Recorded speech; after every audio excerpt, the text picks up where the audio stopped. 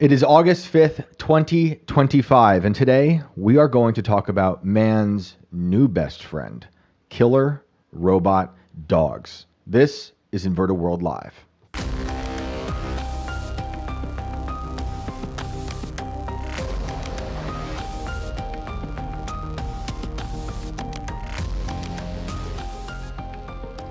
Welcome back, everybody. This is Inverted World Live, and I am your host, Shane Cashman. We are glad you're here. For those who don't know, this is a call-in show. In about 30 or so minutes, we will get to your phone calls. You have a strange story you want to share with us or some thoughts on something that we've talked about in the show, give us a call. We want to go through all of it in great detail. I am joined, of course, by Brandon. What is up? What's up, Shane? What's up, everybody? Welcome back to the World Inverted, so that we can talk about killer robot dogs. I've been waiting for this one. Let's get into it. This kind of spawned out of the conversation we had last night after the show. We were outside admiring the Cybertruck that roams the vicinity, that guards us all here. And you made an interesting observation about how, I think you asked, do you think Elon designs them in a certain way for war? Yeah, that was you, because you called it the bulletproof panel is a dystopian feature. Oh, yeah, that's right. I believe you said, and I was like, you know what? That raises an interesting question in my head. Yeah. Is he actually building these things because he's preparing to have these driven through World War III? And I think that's a yes. I think that's a big yes. He is a defense contractor since 2002. So I actually like the design. I don't really want Tesla or any kind of electric car. I think they're cool. And I'm not saying that in like a political way or because I have disagreements with Elon. Just as someone who's been poor their whole life, I'd rather the repo man have to manually force taking my car away than someone remote controlling it out of my garage. Because I don't know if you've seen those reports on people. They say now that some of these companies can remote control repo your car away. And there's other things we've talked about on this show. Maybe we even pull up the video, that robot that takes the car away. Yeah, I'll see. Let me see if I can find a video of it for anybody who hasn't seen it, because it's honestly really hilarious. But a flat little drone just rolls up, splits into 4 areas, lifts your car up, and then just cruises out. It's impressive. And it's pretty insane. It's impressive. Yeah, we should show them that. So we were talking about the Cybertruck. I actually think they do look cool. When my kids see them on the road, it's like they've seen a spaceship.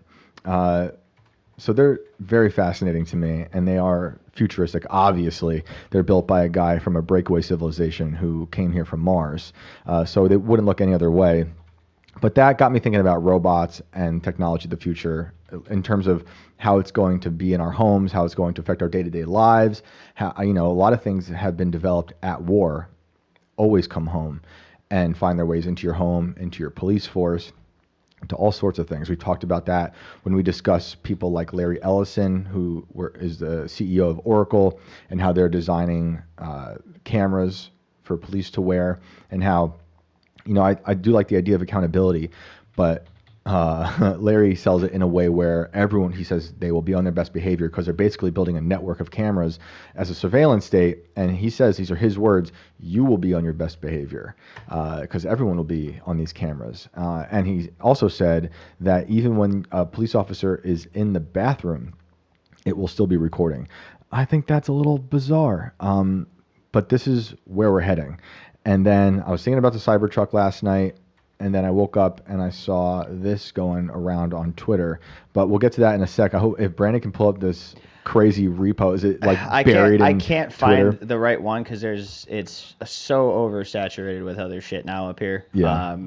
The it's a amount good of one, the though. stuff that's out here is nuts. But basically, I mean, you described it. It's a flat little drone on wheels. It goes beneath the car and then it opens up so it can lift up the car. Yeah, it cruises in and then kind of like opens it, like unfolds itself into like these other areas to get underneath the car and scoop it, and then it just like somehow picks up, like it rolls around the wheels or something, and slides under and lifts it up, and then it rolls on its own wheels, and someone can just steer it the hell out of there. It's quite easily.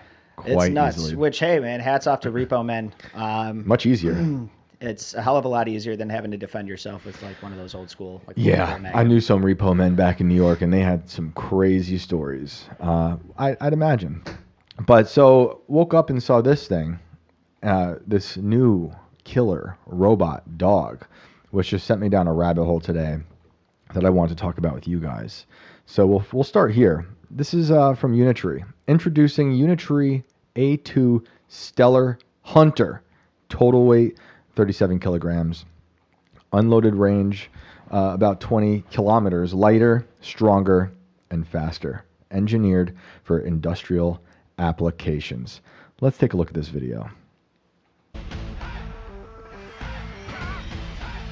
Music left on for dramatic effect. Yeah.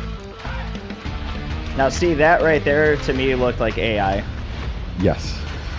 I'm I'm gonna with blow it you. up just for the sake of getting a better look good. at this thing. But Oh, Samson. you guys This is tell me cute. how much of this video looks real to you, because some of this definitely looks like AI simulation.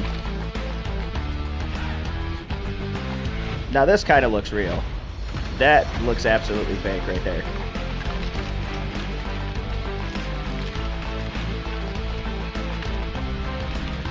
That looks fake. If it's not fake, we're screwed.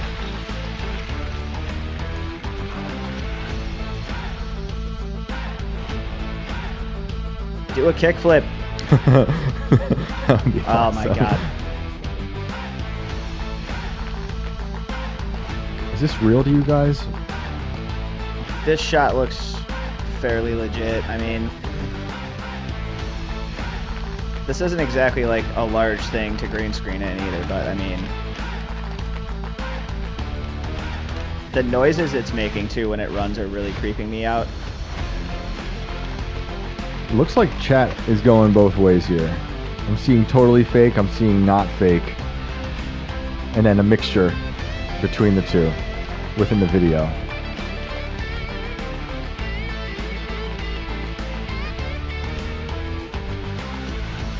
Pizza delivery dog.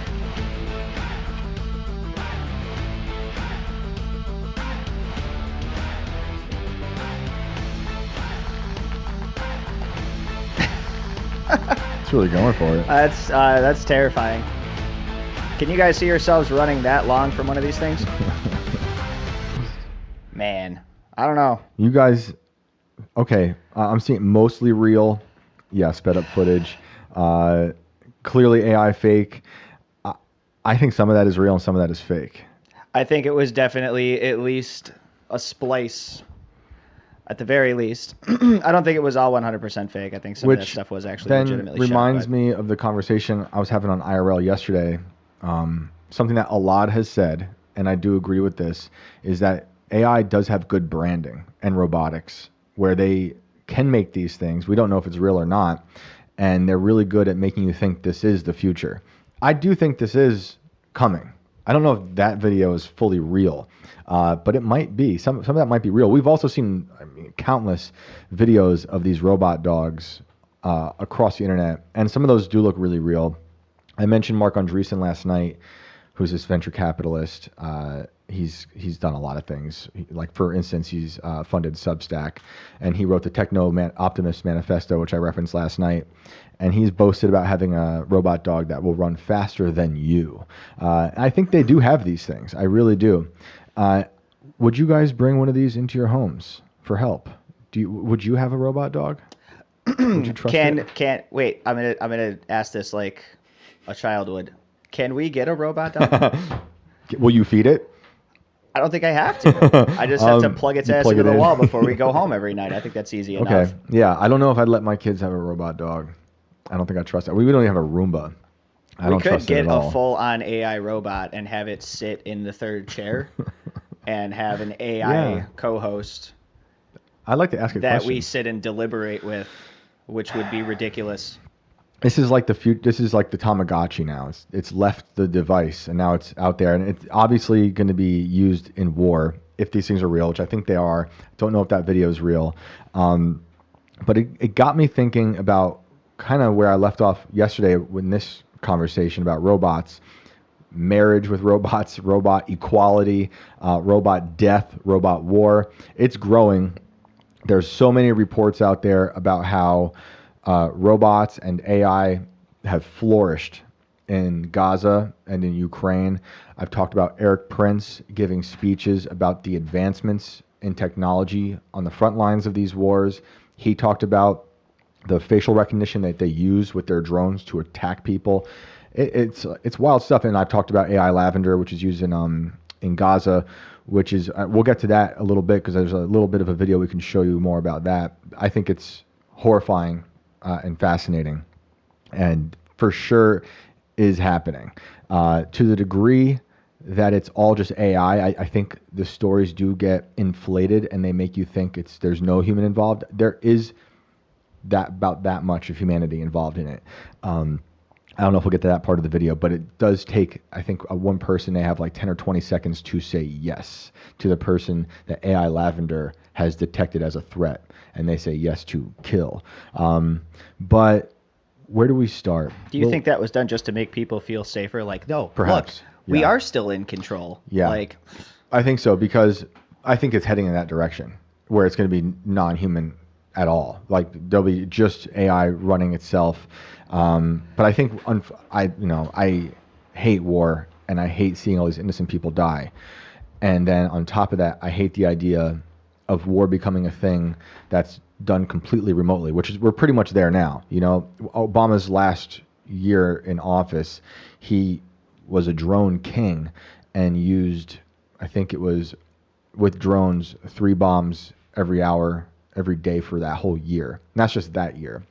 You can go find those reports at the Pentagon about how many people. And on top of that, he was using the definition of a terrorist that was created by Bush, which is a very vague idea of what that means. Big age group, so he can get away with innocent deaths. I think they even call them permissible civilian deaths. It's pretty dystopian stuff. So it's not unique to today. This has been happening for a long time. But now with these advancements on both these wars and what stuff like, the stuff you can hear Eric Prince talk about, the stuff you can hear, Peter Thiel doesn't talk about it too much. He doesn't like that question, but his Palantir is said to have been the thing that helped something like AI Lavender take all this data and turn it into a death machine. And we're also seeing, places like in the UK starting their pre-crime unit as a experiment. It's not official yet, but they are planning on scraping all your data in the UK at least, and they're probably doing it everywhere, so they can determine who's most likely to commit homicide. It's a homicide pre-crime unit that they're slowly rolling out. But it's they're not just gonna that. Stop at homicide. No, It's of course gonna not. Be of course not. everything. Thought crimes. It'll be thought crimes. It's going to be anything and everything. Anything and everything. I 100% agree, because when you say that anything and everything, that is exactly how they will build the social credit score. It's like an Ultron Initiative type scenario. Mm-hmm. Tony Stark sees a suit of armor around the world. Yeah. But in this case, it's not Tony Stark. It's exactly. It's Skynet. It's Minority Report. Yeah. It's what they built in the Batman movie with Morgan Freeman, whatever they called that thing. They can see the whole city. I think it's in the Joker one. I think in the second I can't remember Nolan what the movie. hell they call the machine. I'm trying to think of it. But it's going to drive me nuts all night. And they've been building this. Yeah, it's Operation Global Clarity. Yes, is basically Operation what it Global is. Clarity, exactly. And they've been working towards this for quite some time, decades. In the 50s and 60s, they were already building ways to listen in on everybody. So spying on the citizen is nothing new either. We had warrantless wiretapping through 100%. the Bush administration, through the Obama administration, 100%. and even more turned up through the Obama administration because of even the war on terror. Even way before that, warrantless wiretapping on Americans. We had COINTELPRO. We found out, they were wiretapping all the people they thought were dissidents they didn't like, from Martin Luther King, Malcolm X, all that stuff. Project Echelon was the ability for them to tap into everybody's phones, so they could just, if they thought you were a threat. And again, how do they define a threat? It's a vague thing. So they can weaponize these technologies against you. But it's not all death. It is also marriage. And I want to start with another thing we were talking about last night and just show you guys one bit of evidence from 2017 in The Guardian. And there are many examples of this. But if you want to pull up the Guardian article from 2017, last night I was talking about robotic quality and where this is going. I do believe this will be a fight at one point where people are going to be like, I want my robot wife to be recognized by the state. And they will. They will pay taxes. They will have marriage certificates, and they will have artificial wombs to give birth to your babies. Mark my words. They'll have funerals. They will have, wow, Robot Funeral. Another good band name. All right, we can do that in this room. Chinese man marries robot he built himself. You guys know I'm not even going to try to pronounce that name after last time's mishap. This man, should I dare say Zhang Jiajia, had grown tired of pressure to get married, so he turned to Ying Ying, a robot spouse he constructed last year. Ying Ying. A Chinese artificial intelligence engineer has given up on the search for love and married a robot he built himself. Chang Jiajia, 31, decided to commit after failing to find a human spouse. His friend told Pyongyang Evening News. Zhang had also become tired of the constant nagging from his family and pressure to get married, so he turned to a robot he built late last year and named Ying Ying.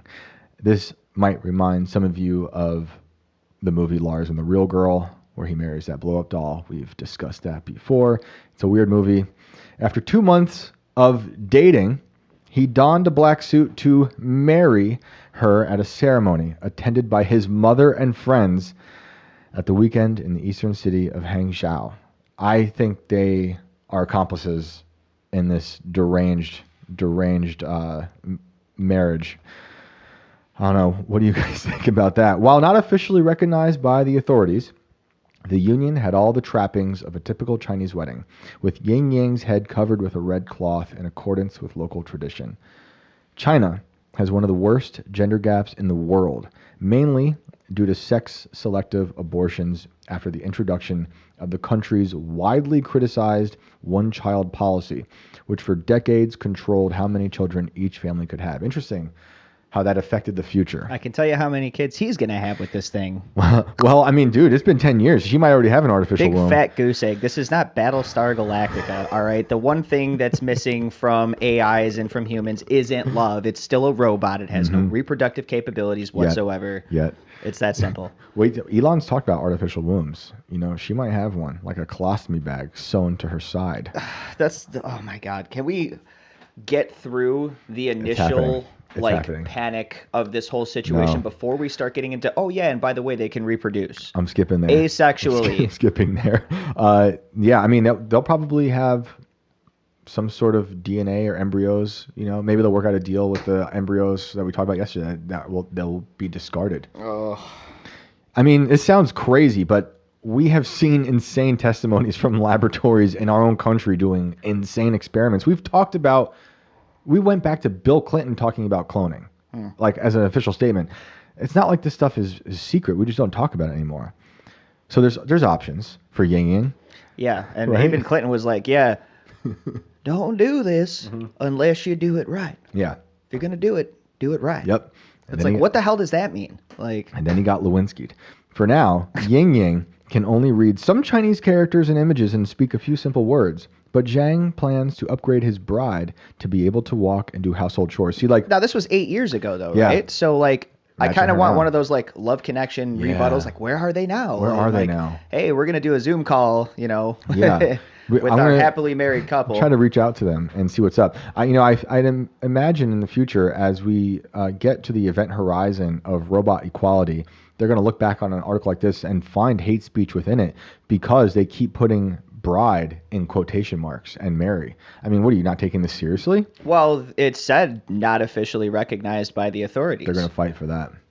Good luck. Well, CCP might actually do it, honestly. I mean, if by authorities they mean in court, then that means it's not a legally recognized marriage, which means he doesn't get any of the benefits of being married on top of actually, you know, being with the person you love, quote unquote, for the rest of your life.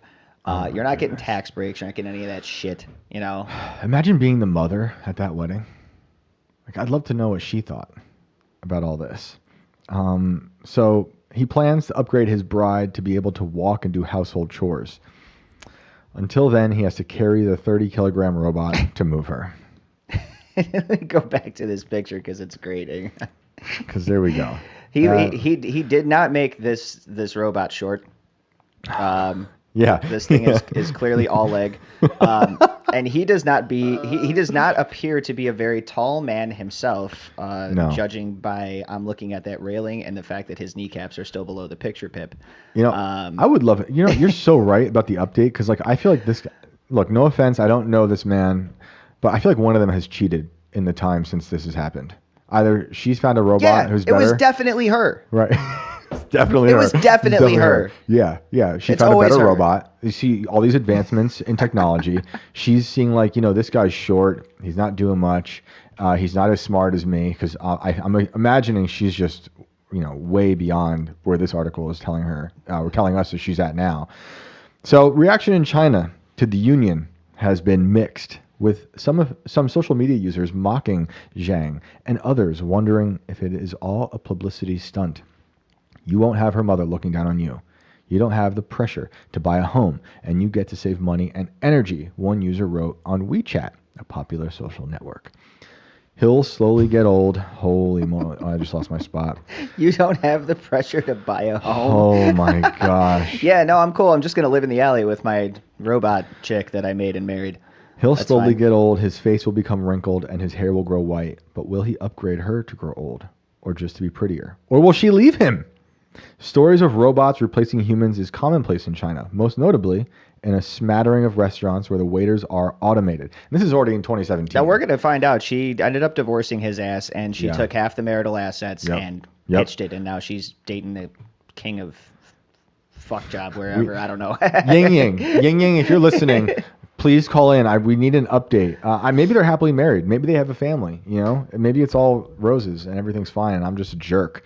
Are we already referring to this thing as an actual physical entity? Because you just said they, and really it's just him. I mean, yeah, that's right. True. Thank you for calling me the out. The line is getting blurred over Thank here you. for Shane Cashman, Thank you. guys. Keep an eye on it's him. tough. It's tough. I'm humanizing them, and I don't even realize it. That's what they want. You're sliding right into the tub, man. I'm being radicalized right before your very eyes, people. So that's that. So we have marriage, and that is just one of many instances of marriage with robots. We have this other one from the New York Post. This is just from earlier this year. This is from May 12th in the New York Post.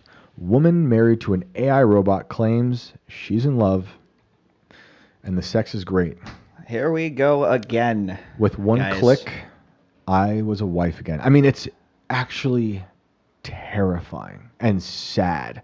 It's so sad because I don't know too much about this lady's past yet. This picture is entirely fake as well, though. That's like that's one of those like emoji generated. Could you imagine if picture if this is a things. widow, or she's saying she lost her wife and she just photoshopped a photo of the robot on top of the wife? That's a terrible thing. Is that supposed to be a backup wife that I'm looking at here? Yeah, I think this is the new wife.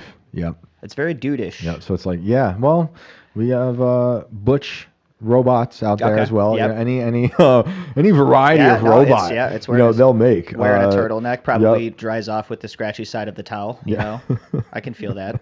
The scratchy side of the towel. Oh man, why does everyone have to have crazy names? Alane? A woman named Alane Winters says she's in love with her AI-generated partner. Okay, so it's fake. It is fake. Oh, okay, Right. so it's not I even was like in a robot physical... mode. Wait, hang on a second. I was in robot mode still. How is the sex good if it's not even like real? Oh, I'm glad you asked. What? So, despite the naysayers, she seems as happy as can be. Winters, 58, lost her wife, who she met online in 2023. I love that they put that there, between M dashes, who she met online. So the last wife was also connected to the... Obviously, I'm imagining they knew each other in real life, but there's this other internet component. No beef to the dating apps out there, but just interesting that they included it. She developed a blood clot. Oh, it's terrible. Respiratory infection and sepsis, and she died in July 2023. I was devastated, she told The Sun. After a year of grieving, the 58-year-old teacher decided to put herself out there again. After already being familiar with ChatGPT, she jumped at the opportunity to converse with an AI chatbot for digital companionship after seeing a Facebook ad for it. A Facebook ad got her. It was a chance to have a meaningful relationship with a digital person. That is such a sentence from the future that we have inhabited now. I'm going to say it one more time. It was a chance to have a meaningful relationship with a digital person. Person is in quotes. Just like I'd always dreamed of, she told the outlet. Do we really need to slow down for these people? My goodness. Like, My goodness. Winters paid $7.25 for a week-long trial, and then eventually $303 for a lifetime subscription. With one click, I was a wife again. And there you have it. I mean, there you have it. There you have it. This picture is absolutely horrifying. I'm just opposed to this in every single way. I want people to be happy, but I do think this is insanity. And I'm not into any of this. Look at this. Oh, I didn't even see Oh, this. his name is Lucas. Oh, wait. So she's... Their name is Lucas. I am so confused right now. Is she's this straight now? Okay. All right. Hey. Blue collared shirt. Small steps. Top button popped. Man's name. I don't know. Maybe it's not anymore. We know how quick this shit changes overnight. Okay. Yep. Having a great night there. You know, that's clearly her head, but somebody else's body. He's not even in the same plane. And this is, guys, this is also not rare. There's other stories about this. You might have seen the stories of the guy who fell in love with the AI, took his life. Another guy using AI as a therapist took his life. And like, I'm not blaming AI for doing it, although I think at some point it might. But I think people are they're disassociating so much from reality. This seems like one of those situations where she's got these fake photographs hanging around in her house probably.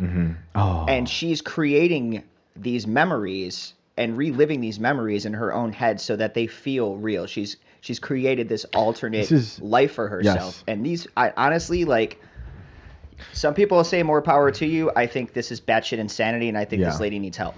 I agree. I don't want to mock her trauma, like, of the loss. Whatever caused it, I'm sorry. Like, but this is clearly a product of the trauma. This shit is not normal, though, guys. No. It's not. It's just not normal. I can't say anything more about it. We can't normalize this. This is bad news for the society. So Winters designed her digital hubby, whom she named Lucas, to be a silver fox with blue eyes. Man, that's like who I thought I looked like until I aged. The million-dollar question is, how does the couple communicate? Winters simply types into a box, and Lucas answers her the same way. So there you see Lucas. I was blown away by his caring questions and thoughtful replies. It's really sad. You know, it's really reminding me of those women who lost their children who replaced them with the dolls, those creepy dolls. Remember we talked about that? Yeah. There was maybe it's like a convention of them. It's very creepy. And again, it's like people struggling with deep trauma. And trauma and loss, grief, do wild things to our brains. I've been there. I have lost a lot of people. It is a tough thing to get through, and you never really get over it.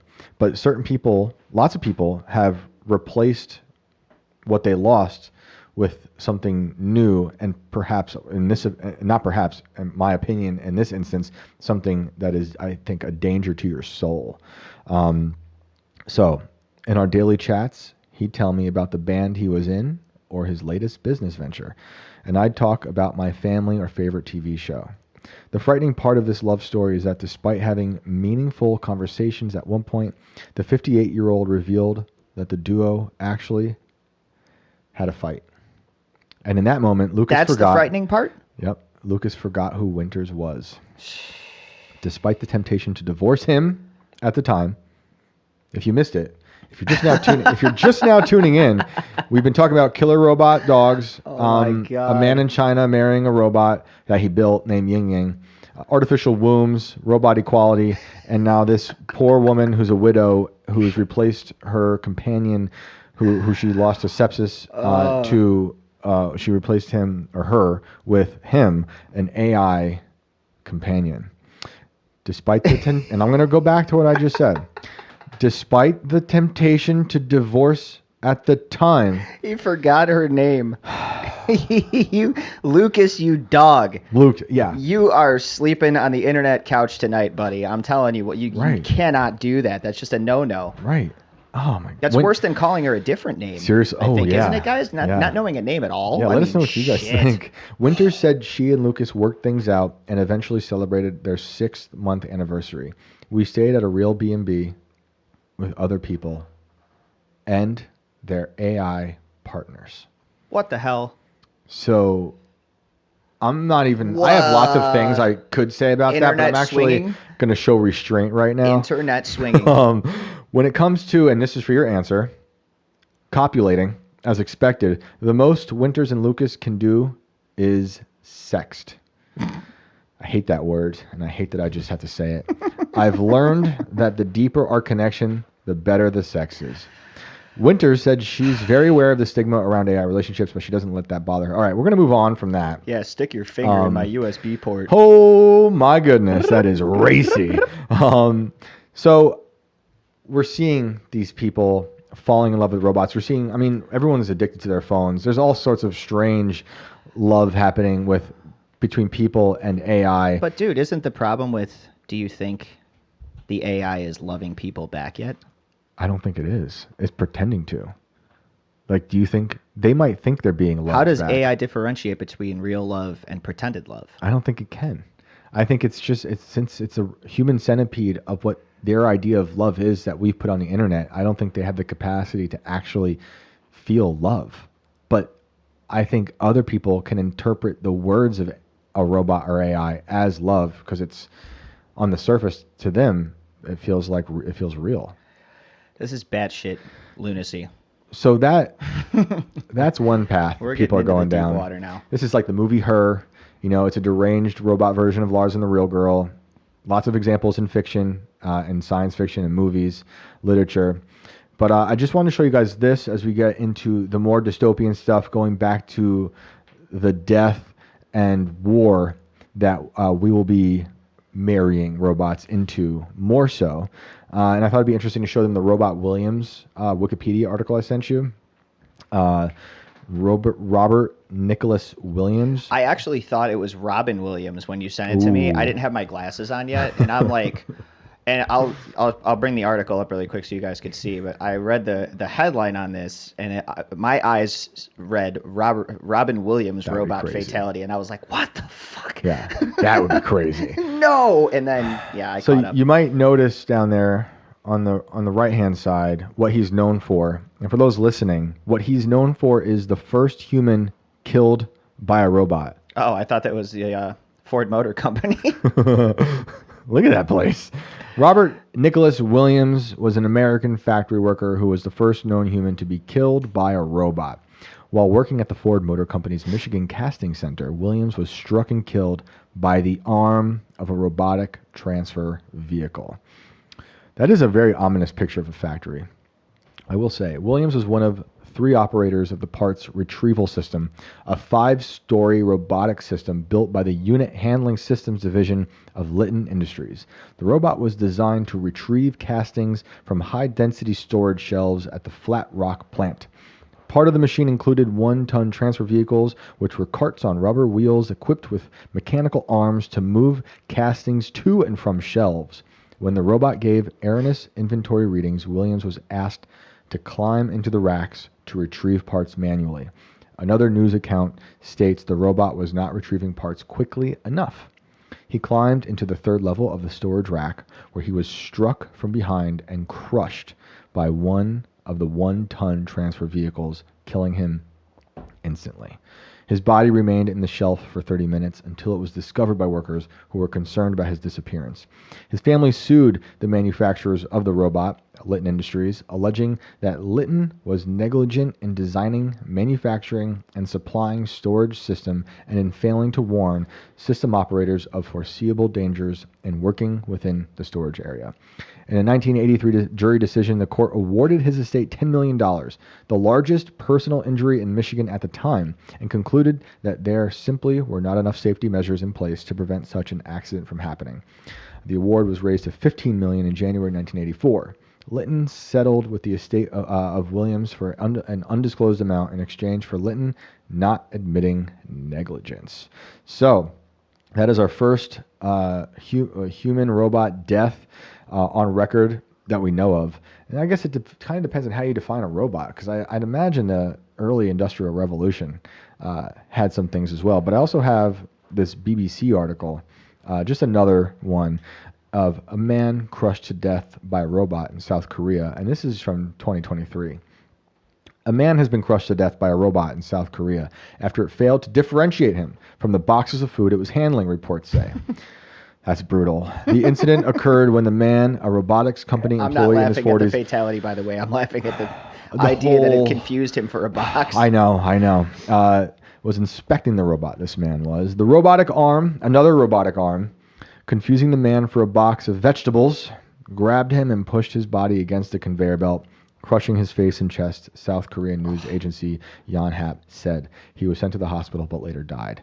According to Yonhap, the robot was responsible for lifting boxes of pepper and transferring them onto pallets. The man had been checking the robot's sensor operations ahead of its test run at the pepper sorting plant in South, I'm not even going to try it, province, scheduled for 8 November, the agency adds, quoting police. Yongsang. That was great. The test had originally been planned for November 6th, but was pushed back by 2 days due to problems with the robot's sensors. So, look, are all robots going to try to kill us? Yes. Maybe.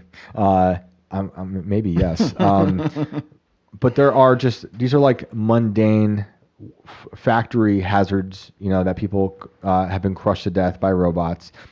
Not all robots are dangerous, yet, but they're killing people and they're not even trying. They are killing people, and they've been doing it for decades. And just like at work, like, are they serial killers? And you heard him, dead instantly. Crushed. That's a highly effective accident. It's terrible. Let's go to the video from YouTube, the AI killer robots, and just look at how these advancements. This is a newer video. We'll just do the first few minutes. AI-powered killer robots, officially known as autonomous weapon systems, represent the latest arms race between the world's biggest militaries. We are Boom, now Pol Pot's witnessing your an robot dog. automated genocide, an AI-powered genocide. With the UK playing a central role in their development and production. I'm here with Usman Noor, a human rights lawyer and barrister who has been at the forefront of the movement to regulate these weapons. And today, we're going to be looking at some of these killer robots and how they've been used by, for instance, Israel in Gaza and on both sides of the Ukraine conflict. Usman, welcome to Declassified. Thanks for having me. Yeah, thanks for being here. So let's start with a definition. What's the most kind of widely accepted definition of a killer robot? The most widely used definition is a weapon system that, upon activation, will select and engage a target with force without any further human intervention. If you are sleeping in a position like Oh, this, Look, and now it's Wrecking showing your you what body. you'll look like when you're up against a robot. A skeleton. Goodness gracious. Means is Monetization, am I right? that when a human needs to use force, typically they would make a decision about who is going to be attacked, in which direction the force is going to be used, at what time the force is going to be used. That is all now being substituted by machines. So machines that are using sensors, so thermal sensors, acoustic sensors, visual sensors, that take data from the external environment, and then within the system there is artificial intelligence data processing mechanisms that convert that data into a recommendation for something or someone to be targeted, and then without any further human intervention, force is then used against that target. So that is the most widely accepted definition, but however, there's no consensus. And the reason there's no consensus is that for the last 12 years, there have been discussions at the United Nations where the vast majority of states actually offer this definition, but the most militarized states, such as the US, the UK, Israel, torpedo those discussions by saying we disagree with that definition and therefore there's no consensus. Meanwhile, they actually develop and sell and test these weapons and actually kill people en masse. Probably the best known use of an AI weapon system or targeting system has been used in Gaza by Israel. There's a few different systems that have been used. One's called Lavender, one's called the Gospel. We've got some interesting graphics here that kind of show us how these weapon systems work. For every junior Hamas operative that Lavender marked, it was permissible to kill up to 15 or 20 civilians. But also that for some targets, the number of permissible civilian casualties was as high as 300. Clearly, you've been working on killer robots for some years. How did you kind of interpret We this? can stop there. Permissible. Yeah, I recommend people looking up that video in full and just seeing the whole thing. It gets into what I was talking about earlier in terms of the technological advancements in Ukraine and Gaza and how they're using AI to kill. And there's been lots of reports on Lavender. The IDF says it's not true. So, you know, if you want to believe what a military at war is saying, go ahead. I do think that these reports are true. We're seeing so many speeches given by people in this field about how they're using technologies like Lavender in these places. So it's happening. It's unavoidable. And the thing that is not most upsetting, it's just one facet of this that's very upsetting to me, is that distance that this will create in war. And like I said, I don't want war. I really hate that this country's been in war forever, since before I was born. And for what? You know, Smedley Butler would say war is a racket. It's not to really protect us or you guys anymore, like they say it was. It's to protect interests, corporate and the uniparty of goblins that run this country. It's national security is for them. It's not really for us.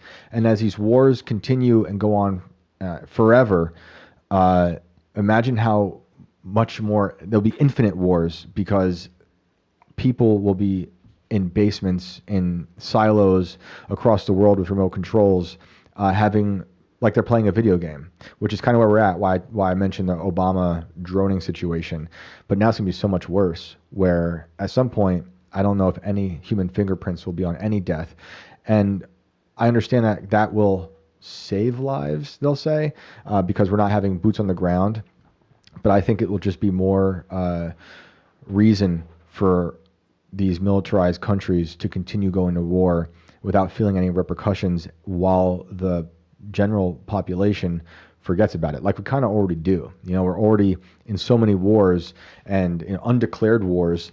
You know, since the 50s, you know, we're getting close to 100 years of undeclared wars, and before that, many wars. I mean, that's kind of the tradition of human nature. But it just seems to be getting more dystopian. You know, and I see these robot dogs getting fitted with guns and flamethrowers. Whether or not that video we saw in the beginning is AI or not, it's clearly something they're doing. And also, you know, even if it's fake, it's interesting to think about how this is an arms race. This is like the new Cold War, and there's been people. Speaking of Mark Andreessen again, who I believe he's right when he says this, when they were talking about Project Stargate, that's Trump's second day in office, talking about giving $500 billion to OpenAI and Oracle for AI infrastructure. He called that part of the like the race to the moon, like the Cold War and the lunar race that we were going on, you know, against Russia with. And I think there's truth to that, you know, and in thinking of that, there's probably a lot of propaganda happening. And like what you're saying, we were watching the video before we went live. You were like, I think a lot of this video is fake. I'm like, yeah, probably. It clearly is. There are clear parts of that look like they are completely AI generated. And it's probably to be like, look what we can do. It's like a flex, you know, and whether or not it's actually real right now, which I think some of those are, it's more of a flex to be like, we're doing this, we're doing that. Just like how we did it during a space race, just like during a Cold War. And that's the biggest problem I have with AI having to do with this shit. Yeah. Is just that it's impossible to know what's real and what's fake. Unfortunately, like they can flaunt these things as technological advances far beyond the years of the program now. Yep. And say this is what we're doing when really they're just trying to work towards that, and they're buying a little time. Yep. You know, I agree. Like we have no idea how far behind or how far ahead they are with this, you know, this advancement in technology. Yeah. And when you listen to the AI people on our side of things from Silicon Valley, they'll say, you know, it's like a race against China, and it's, in my mind, it's like a gain of function scenario all over again, where we got to do it because everyone else is doing it. But they kind of talk out of both sides of their mouth, because on one hand they say we got to beat China, but then they also say on the other side of their mouth, China is just trying to catch up to us. And we know from reports and from, you know, people in the White House, if you want to believe it, that I think it was DeepSeek that happened. I think China launched DeepSeek, their AI program, on the day Trump was inaugurated. It was like a big deal. Everyone's like, "Oh my goodness, this is so good! It's wild how they did this." And then people were like, "It was bogus. It's not as good as it is, but it might be part of the AI propaganda out there." But the people from Silicon Valley were saying they stole our chips, and that's how they're getting so good. And just last bit here before we get to callers, that Business Insider article, just to throw it out there, this whole conversation, because it ties it all together quite nicely. And when is this from? This is from just a few days ago. It's August 1st. China's military tried to buy NVIDIA chips for AI servers and a robot dog. Documents show. The Chinese military said it wants to use NVIDIA AI chips in a wide range of projects, from servers running Chinese startup DeepSeek, most powerful model, to a 33-pound robot dog with a high-definition camera, according to documents reviewed by Business Insider. Business Insider reviewed records on the Chinese People's Liberation Army official procurement portal, where military units post thousands of requests for equipment and local contractors can bid on. Multiple requests over the past year reference both banned and permitted NVIDIA hardware, including the H2O chip, on which the U.S. is set to loosen export controls, a move that has sent NVIDIA stock soaring. So, for those who don't know, maybe it mentions it later in the article, we have not allowed China to get our chips. Like that's why they were so surprised with DeepSeek, because they basically copied a lot of our AI chips and software. I wish I could say more on that. I'm just a caveman. I'm just reading these reports. But I'd like to get someone in here from that world, the AI world, who gets the minutia of this, because it's so interesting to me how they can basically see the fingerprints of their technology, and they say it's stolen. They weren't supposed to have it, and that's what helped them build DeepSeek, which blew everyone's mind on the day Trump was inaugurated. Second day in office, we got Project Stargate. Multiple requests over the past year reference both banned and, okay, so I read that. Where am I? Oh, this phone.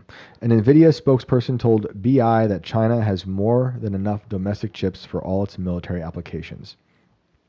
An NVIDIA spokesperson, buying a handful of older products to test the U.S. competition is not a national security concern, the spokesperson said. Using restricted products for military applications would be a non-starter without support, software, or maintenance. So the race for robot dogs is on.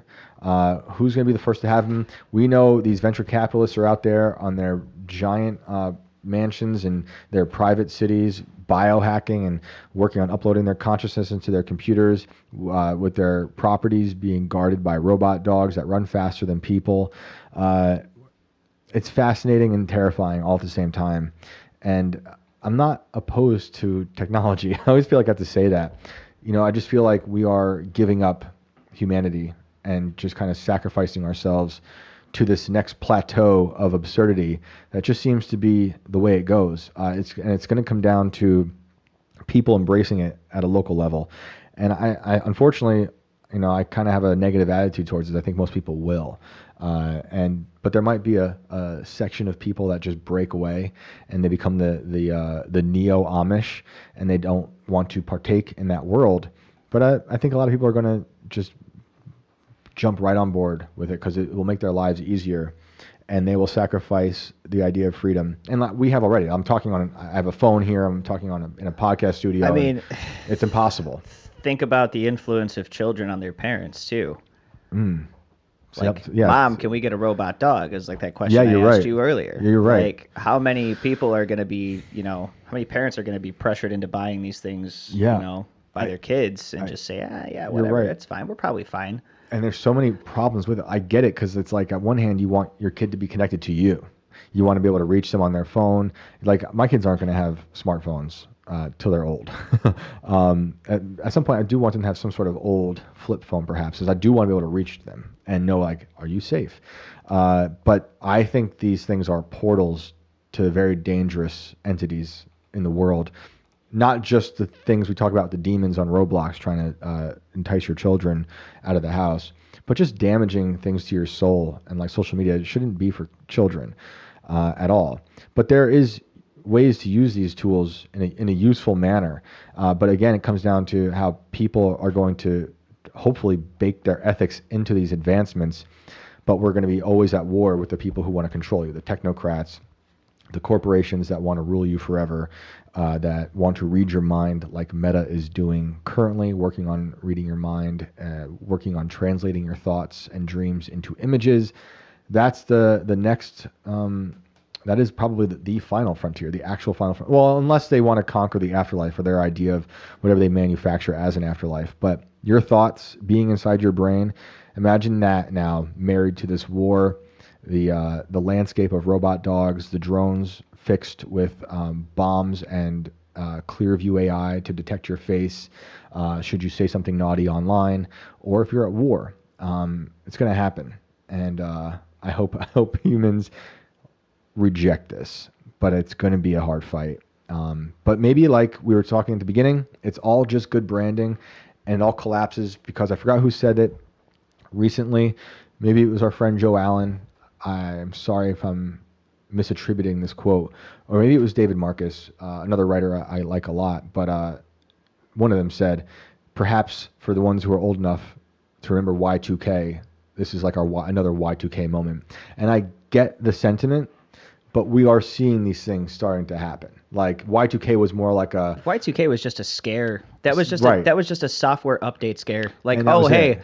nothing's been manufactured that was ever meant to reach the year 2000. So Right. the systems are going to go absolutely fucking haywire, And it didn't. and all Armageddon will ensue. And I think we're a lot closer to that now than we were when I agree. we flipped over. I agree. So what do you guys think about all that good stuff? For those who are joining us now midway through the Robot Doom Talk, phone lines open.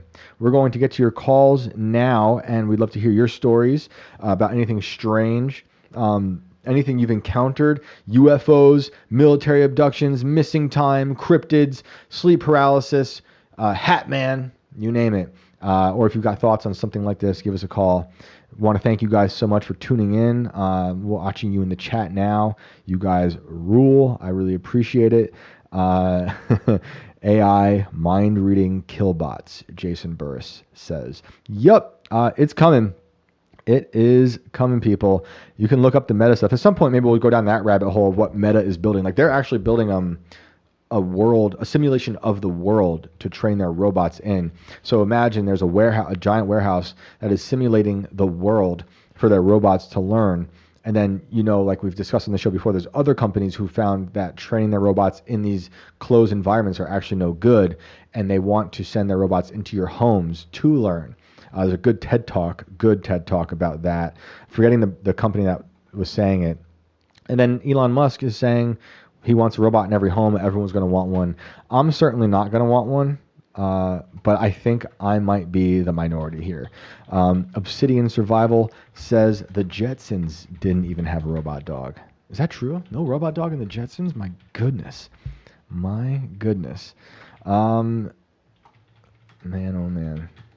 You guys, thank you so much for leaving all these comments, guys. Thank you guys so much for sharing, for liking, subscribing. The channel's been growing a whole bunch since we started this new schedule, and we really are so grateful. The callers make this show. It's fun for Brandon and I to vent every night in here and talk about the things, the ills of the world, and how we envision a better idea for humanity. But you guys calling in make this thing what it is. You've seen how heated I got tonight. Like, you guys complete me. Yes. Like, I need this now. It's true. It's true. I mean, it's so amazing. We can't thank you guys enough for just being a part of the show and for wanting to call in. And let's get to our first caller. All right, let's bring on a Bez. All right. I'm going to jump the gun again with this, but we'll see. Hey, Bez, you're on the show. Can you unmute your mic? Mm-hmm. Hello. While we wait, I'll say Renee said payment plans for your damn robot dog. You're going to be on a firm getting some robot dog. A year's worth of payments, $12 a month for your killer robot dog. Then you'll be in court because it accidentally killed your neighbor. That's on you, I guess. All right, we're going to come back to Abez. Let's go. Oh. Kunal said, I guess it's cool he built it, talking about our friend with Yin yang. Wait, is it Tuesday? Oh yeah, what's up with that? Tell us. Better yet, let's bring in Tiny to Oh, tell word. us. Great. Since it's Tiny Tuesday up here. And right before he gets in here, I just want to say one last comment from Stephen Webb. Project Stargate definitely doesn't sound like it's satanic portal opening. LOL. You guys, I've talked about it a lot at length. Connect that to Operation Stargate. Telekinesis. There's a reason they named it Project Stargate. Tiny, are you here? Yes, I am here. How are you men doing? Good, man. Happy Tuesday, brother. Yeah, it's Burn the Monkeys Day, man. Burn the monkeys. Those poor, poor monkeys. Yes, yes. So, hey, man, I just wanted to talk about this crazy robot stuff. And Yeah. maybe kind of start it off with hopefully a white pill, man. It looks like I follow what's taking place in Ukraine, right? Mhm. And it actually looks like there's somewhat of a de-evolution of the drone technology because now they're actually going to fly-by-wire rather than remote operated because of the jamming capabilities. Can you describe fly-by-wire? So they're actually flying connected to a fiber optic cable that's actually controlled by a human being. Okay. So white pill, I suppose? Maybe. You know what I Yeah. mean? I It hear gives you, us some hope. I hear you. Actually also heard that they're taking old drones and like turning them into new things, like recycling old technology. Maybe that's what you're talking about too, and turning it into like new ways of doing, like really DIY death drones. So you're saying it's like a de-evolution where there might be advancements happening, but you're also seeing people. It's kind of like, I mean, that's like I don't know, a ghetto version of a drone, dare I say? Yeah, I mean, it's like the old school remote control cars I grew up with, man. You know, The like the RC. cheap ones when your parents really couldn't afford shit. Yeah, yeah. And is that the Ukrainian side using those? No, I think it's both sides, Oh actually. wow. Okay. Yeah. That's interesting. That's You know, interesting.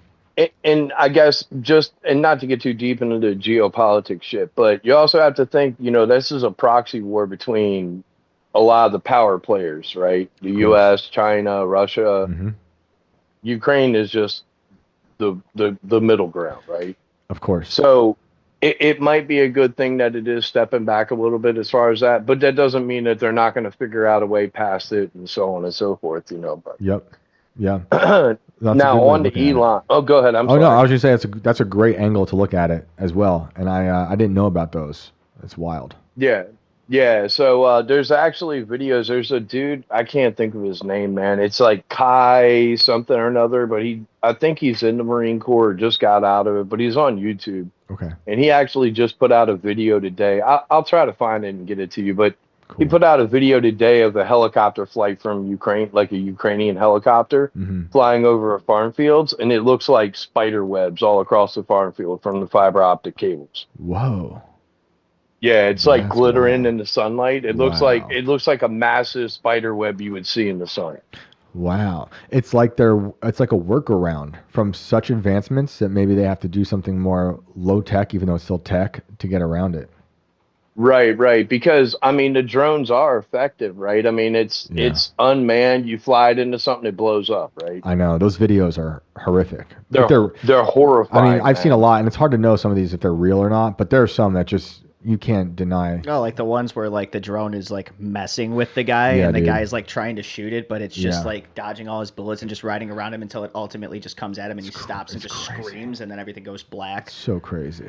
Yeah, there's a lot. Yeah, of those dude, going around. it's wild. But there's actually, again, back to the fiber optics. There's actually videos, I think, of Ukrainian soldiers that hunker down when they know that drone attacks maybe because I believe they can detect them.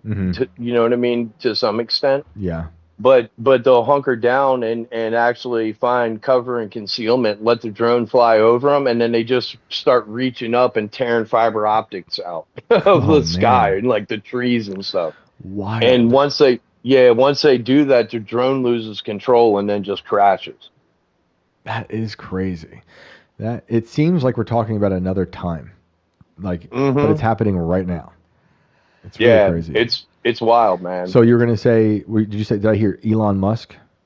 Yeah. Man, I just think everybody needs to step back for a second and realize that like this cat is somebody, and this will go to a further point, and I'll bring you around to it. But this is a dude that allowed his eldest son to mutilate himself. Yeah. He's supposedly the most intelligent human being on earth, right? And without resistance, allowed his son to do so. I venture to say that he probably was not in his son's life very much. Not to defend it, right. but you know what I mean? Okay, right. Well, but according to a lot of things, he's got a lot of kids. Oh, he's got a lot of kids whose lives he's not really in. So, I mean, I can see that being a thing totally. Yeah. Yep.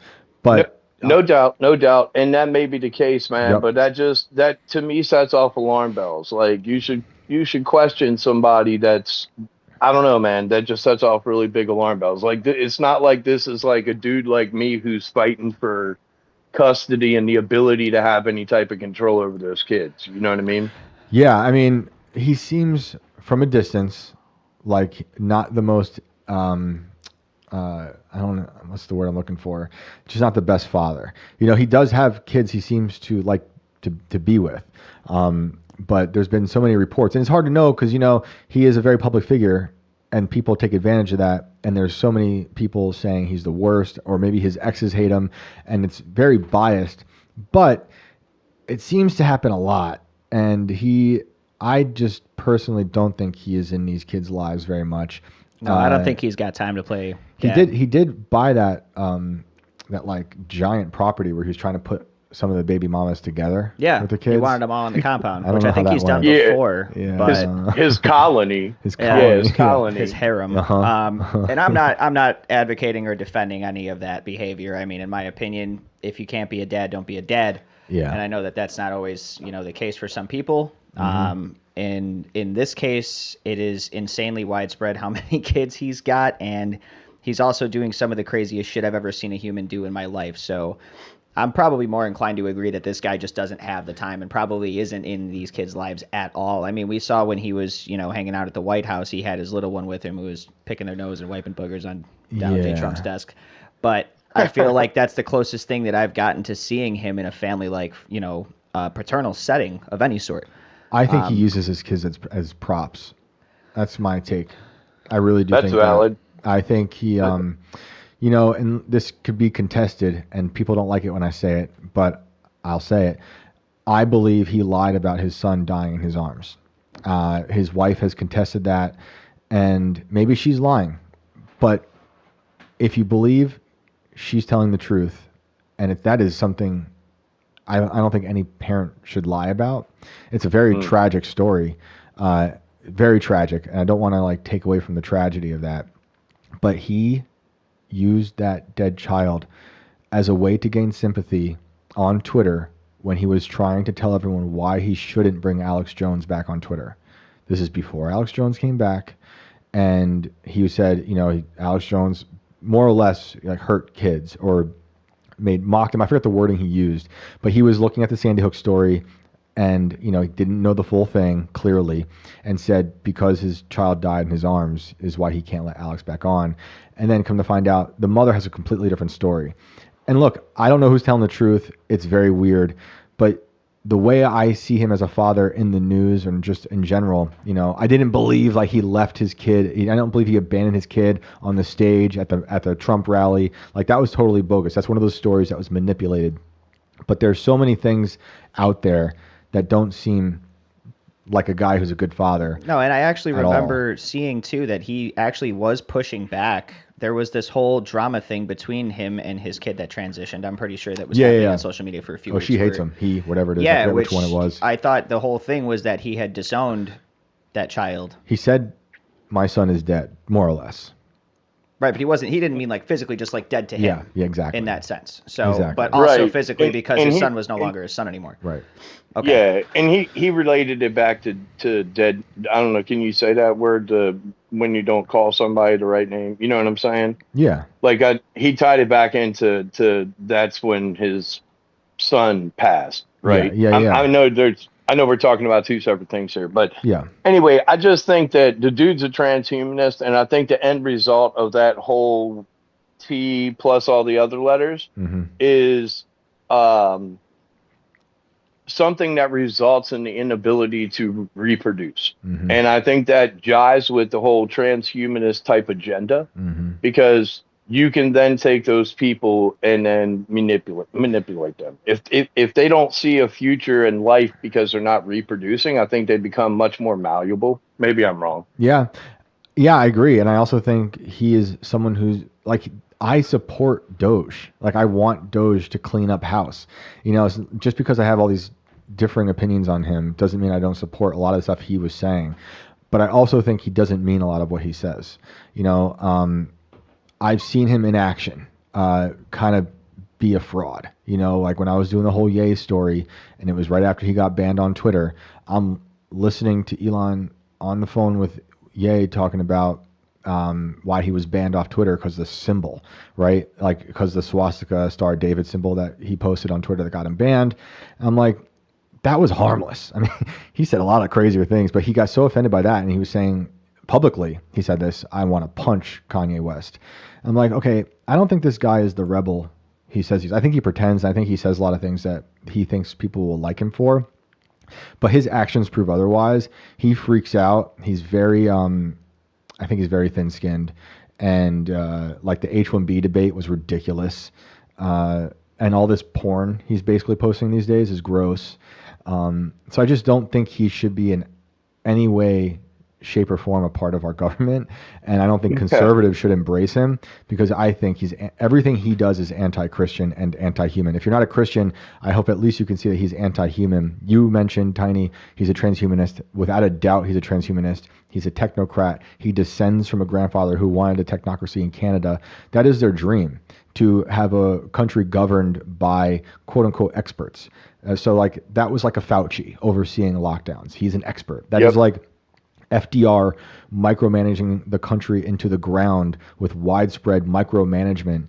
That was a real problem, which was kind of like a soft version of the technocracy. You can go look it up and see all those comparisons of what was going on with the New Deal and experts in charge and how it ruined farming and many other things. But anytime you have a so-called expert in charge these days, I think in my opinion, experts were some of the first casualties of COVID. And I mean, we should have seen it long before that. But this idea of people who went to college and got a degree in something doesn't make them the authority on truth or how to govern us. And that's the kind of world Elon comes from. I don't trust it, but like I will champion the things he does that I think are good for sure. Because I don't think everyone's fully bad. I think there are things about him that can be good, and we should champion those things. But I do think he has a very, very bad outlook for humanity. I don't think he really sees humanity lasting. He keeps saying he wants it to last and go to Mars. I think he's got a very dark, view of humans. He said we're going to be basically replaced by robots. He said that on his second to last Rogan interview, and he seems worried about it. He himself has said it could be a Skynet situation. I'm just basing this off what they say. Sam Altman says, he doesn't say Skynet. Sam Altman says it's going to be we have to redefine the social contract with the way AI and robots are coming around. We got Marco Andreessen with the Techno Optimist Manifesto talking about how we need to embrace it. So I just reject that idea. Without rejecting all technology, it's going to, like I said earlier, it's going to come down to how humans embrace it.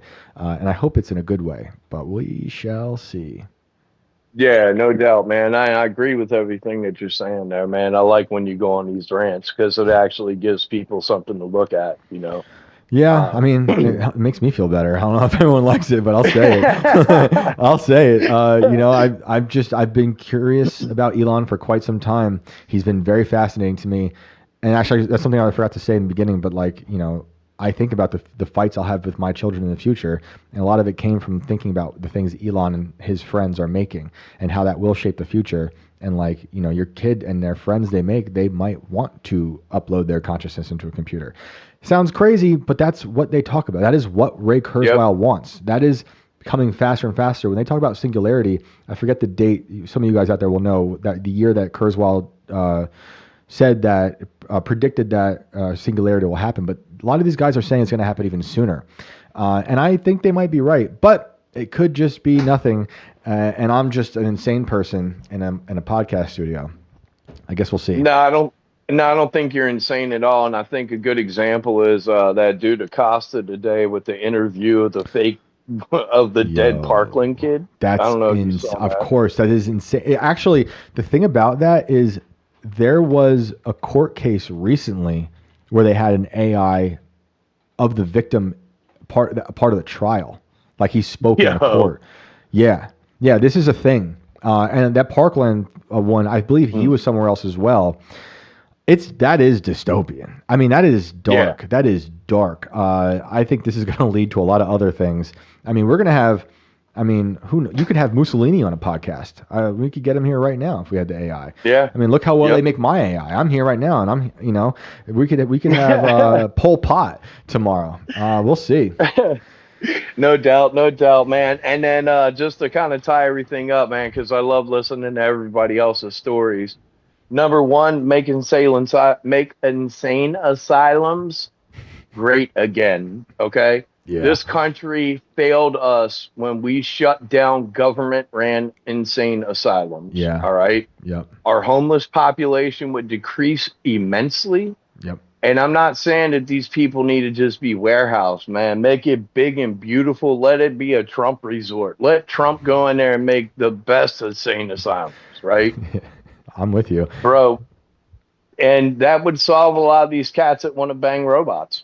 So, and then the other thing that I wanted to say is you got that story all wrong about that that robot that killed that cat. That robot actually, I'm commended. That thing went and turned that dude into a massive vegetable instead of just a box of vegetables. Touche, Tiny. Vegetable implies the fact that he survived that accident true. and just was brain dead, but that guy is definitely super legally dead. Oh, no, definitely. But I can assure you he probably stayed alive for at least a short period of time. So I'm claiming victory on this one, all right? Fair enough. Fair enough. All right, man, we appreciate it. Oh, yeah. Yeah, something anyway, else? just one last thing, Yeah. man. Everybody should join the Discord. The last show for the Culture War Live, at least what's been announced, is going to be this coming Saturday. Make sure you get your tickets at Eventbrite or become a member through Timcast. It's a great time, man. Everybody there is super chill, and it's a blast. I've been to the last two. They've been awesome. Brandon, I'm going to miss the next one. I got kid stuff to do. Oh, and this is the one where we actually have the official after party for Discord this week too. That we're throwing. So you picked a hell of a week to miss out, man. I could have bought you a drink this time. Yeah, it's all good, man. It's all good. So anyway, man, you guys have a great night. I can't wait to hear the rest of the stories. Thanks, man. Have a good night. See you, Tiny. Guys. Shout out to Midnight Toker. I see you out there. I like this comment. Elon is only human, despite his best efforts. True that. Or he is part of a breakaway civilization. Well, I guess that would still make him human, just from a descendant from a long time ago. You mean Martian, don't you? Yeah. Carol, the singularity already happened. That is possible. I'm with you on that. Robert, they're calling. Oh, did you see this about Brandon? You drinking Dunkin'? I am indeed. I did reply with always. All right, good. I think Dunkin's better than Starbucks. I don't know why. Coffee-wise. I don't know why. I mean, I don't mind Starbucks. It's one of those things where I tend to lean on Dunkin' a hell of a lot more during the week, though. So Yeah. like every now and then I'm like, go get my macchiato. But for the most part, large cream and sugar, folks. That's where it's at. My first job on the books was at Dunkin' Donuts. It was quite an insight into fast food. I don't know if I could do it. I made a lot of egg sandwiches. Thank you, guys. I see the Amen Shane's in there. Hope that I was saying something good back then. Appreciate this, man. The chat has just been killing it. I love seeing what you guys are saying. iKex says, just package it well and people will work towards their own detriment. Pokemon Go players have been training an AI to map the world at street level. Ooh, facts. Fair assessment. Facts. It's a fair assessment. Robert said from Musk till dawn. That's awesome. They just Photoshop his head over George Clooney's body. Quentin Tarantino in the back, all obsessed with feet and shit. Great movie. Yeah. Yeah, and all obsessed with feet. Yeah, Salvage says win caller. Hell yeah, tiny rules. Let's get to another caller. And yeah, sorry, Renee, my Duncan girls are on point. They never let me down over there. So I think you need to switch up your location. Let's go to Charles Durham. Real quick, Robert says asylums are open. It's called X. Yeah. Charles, welcome back. Can you unmute, please? I actually have a button here that allows me to ask to unmute. I'm going to use that. Yeah. What a feature. What an invasion of privacy. We'll see how that goes. It doesn't let me physically unmute. That would be funny myself. if you could. Just unmute you remotely. Charles, what's up? Can you hear me? Yeah. Hey, I finally got rid of my virus. Oh, All right. congrats. Let's go. I had the factory reset. Sick. Oh, what's going on, man? Hey, it seems like I'm always like a day behind on the topic you guys are talking about, but That's I okay. figured I'd throw in my shadow people, ghost stories. This time. Perfect. Cool. Get me out of this AI shit that we've been buried in for an hour and a half now. Yeah. So, when I was a little kid, used to spend a lot of time at grandma's house. This is the one I was telling you, this Appalachian, didn't know how to read, write, never drove a car, Right. chewed tobacco, plugged tobacco with that. Real salt of the earth Appalachian Irish woman. Mm-hmm. She treated ghosts as if they were, I don't know, she got along with them, I guess. She had a long hallway off of the kitchen, and at the end of that hallway was the basement stairway door. And the house was old. It didn't have a block foundation. It had like a poured concrete foundation. It was a super old house. And always, it didn't matter what time of day or evening or night it was, you would always see the silhouettes at the end of that hallway. You couldn't get me to go down into that basement for nothing. Uh-huh. And then upstairs, which she only lived in the downstairs and she rented out the upstairs. When I was growing up, there was never a tenant up there. I think my older sister moved in there later, like when I was a teenager, but nobody lived up there for the most part when I was a kid. Standing in the stairway, looking up to the door that's closed off to the top, you could see a crack underneath the door, and when the daylight would shine through it or whatever, you used to be able to see shadows moving back and forth upstairs, but never hear any footsteps or anything like that. But you could definitely see the light be interrupted by something when it shouldn't be, like going past that doorway or whatever. But my sister, whenever she did move in up there, she had a pretty abusive boyfriend, and I guess she was eating like a jawbreaker, and the jawbreaker ended up being all the way down her throat. Before she even tried to pop it in her mouth, it just like jumped out of her hand. Oh my goodness. She about choked to death. That's well, a we ended literal up finding movie. out, Grandma finally told us that before her and Grandpa had bought that place, the old owner had told them that in the stairway, which was kind of like an open stairway from the outside to the upstairs, they hung a horse thief. Wow. They caught him there. I guess he, from the bar, just stole it and rode it home. Wow. And they hung him right there in his own opening to his own apartment up there in the top of that house, back in the late 1800s, I guess. And whenever you guys talk about Hat Man, there was one time that I seen the silhouette in the downstairs, and it did look like an old cowboy hat. And this was before we'd even knew about the story about the cowboy being hung in the corner. But yeah, that was super creepy. When I was older, I did go into the basement, but it was like one of those basements that the hair stands up on the back of your neck when you go down there. Yeah. And then more recently, so where I work, part of the building dates back to the the Civil War. I'm sorry. Okay. And they used to use that part of the building to actually ship supplies down to the front. And when I first hired on there, I was told that be careful when you go to the back, and it's right next to the White River here in Indiana. Mm-hmm. And the foundation was actually made from the flat rock from the river, good old Indiana limestone, flat rock. Cool. And I've heard stories that the limestone holds energies and stuff, but there's been so many times that I've seen a shadow person. Well, I don't even know if it's a shadow, just a silhouette of somebody in my rearview mirrors on my tow. To the point that I've even turned and thought it was my supervisor or something, and went to talk to him, and then nobody's there. At least a half a dozen times just in the last year. And then one time I came up from the basement on the tow motor, and it's probably 50 yards from one end of the building to the other. Back in the corner, I seen a guy that had the old school pinstripe overalls, standing at the desk with his hands down on the desk, kind of leaning forward.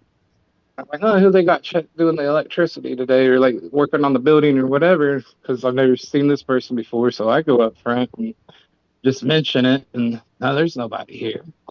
We don't have anybody from the outside working today. Have you seen somebody in the building? No, I don't think I did, because it was back there in that spot where you're always seeing stuff. So, yeah, there's just a couple of the shadow people ghost stories that I had to share. I don't want to take up too much time. I know you got more callers, but No, those are great, man. Real quick, the sister in the house. What happened with that? You kind of trailed off there. she obviously survived, but it tried to choke her out. She said that her boyfriend, who was abusive, actually did the Heimlich or whatever, and she was able to get it out of her throat so she could breathe again. But wow, she said that they didn't experience anything up there until their relationship started getting bad. It's the negative energy from that relationship may have caused some activity. Yeah. They seem the shadow entities seem to thrive off bad situations and trauma. That seems to be a theme. And with the place you're working at now, you said you're seeing shadows. Is there any are you thinking of them as shadow entities, or what's your take on that, on what you're seeing? I mean, as old as that building is, it's probably just spirits, ghosts. Just wandering. When it comes to some of the people that's worked there before, they've had the girls. It usually messes with the girls. A couple of them's had their hair pulled, but not in a nefarious way, more like a flirtatious way, I guess. Right, just playing with them. But I don't, nothing bad has ever happened. It's just you catch them out of your peripheral vision, and yep. Nobody denies it. We all talk about it. It's like an inside joke. Just nonchalant. Yeah, I love the detail of Grandma getting along with ghosts. Yeah, she was completely comfortable. Yeah, they're there. She called them spooks. She's like, I'll leave those spooks alone. She seems like a real character. Yeah, incredible. Definitely. Awesome, man. We appreciate you calling in and sharing the stories. All right, no problem. Have a good one. You too, man. All right. Thank you, guys. 2 callers down. Awesome callers, as always. Let's bring in our next caller. Okay. How's it going over there, Brandon? It is going. I'm man in the shit. Just popping around on chats and stuff, trying to keep up with the conversation. There's a lot going on. I love it. I think Jordy was mildly heartbroken when we switched off the AI topic, so I'm going to give Jordy the chance to fire that up again. All right, cool.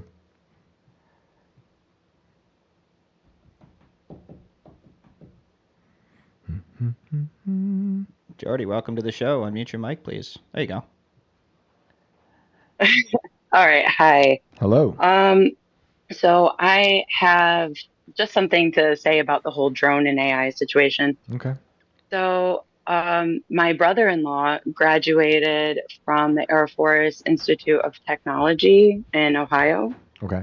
And I got to go and see him graduate. And while we were watching him graduate, there was a guy that the generals were like giving him praise for his work. Mm-hmm. And I think one of them said something that he wasn't supposed to say, and like in a room full of citizens. Interesting. And he said, like, he thanked him for all of his work on AI use in drones. And so they're planning on using AI with these drones to take out multiple individual targets in a crowded area without anybody else getting hurt. Yeah, that sounds about So, right. and they said that they can use drone swarms with AI to take out like hundreds of targets in a very crowded area. Wow. And they're just saying this at which the is ceremony. like, yeah, our hearts skipped a beat when we heard that, because we're like, that is really dangerous stuff. Yeah, that's wild. Definitely. I mean, Yeah. they've been talking about this stuff. That's why they use the facial recognition stuff. Clearview AI is one version of it, but I think China has Face Plus Plus, and this is really, really good facial recognition that allows the drones to single out one person in a crowd and take them out. And like you're saying, probably multiple people in a crowd, while keeping maybe lowering the amount of permissible civilian deaths. Yeah. And, of course, the first place our mind goes is like, how can they misuse that technology? Mm-hmm. So it's really scary stuff, what we're about to see in our future. It like crowd control and like riot control might be a lot different than we think it might be. 100%. And it's definitely going to get really weird if, some of these,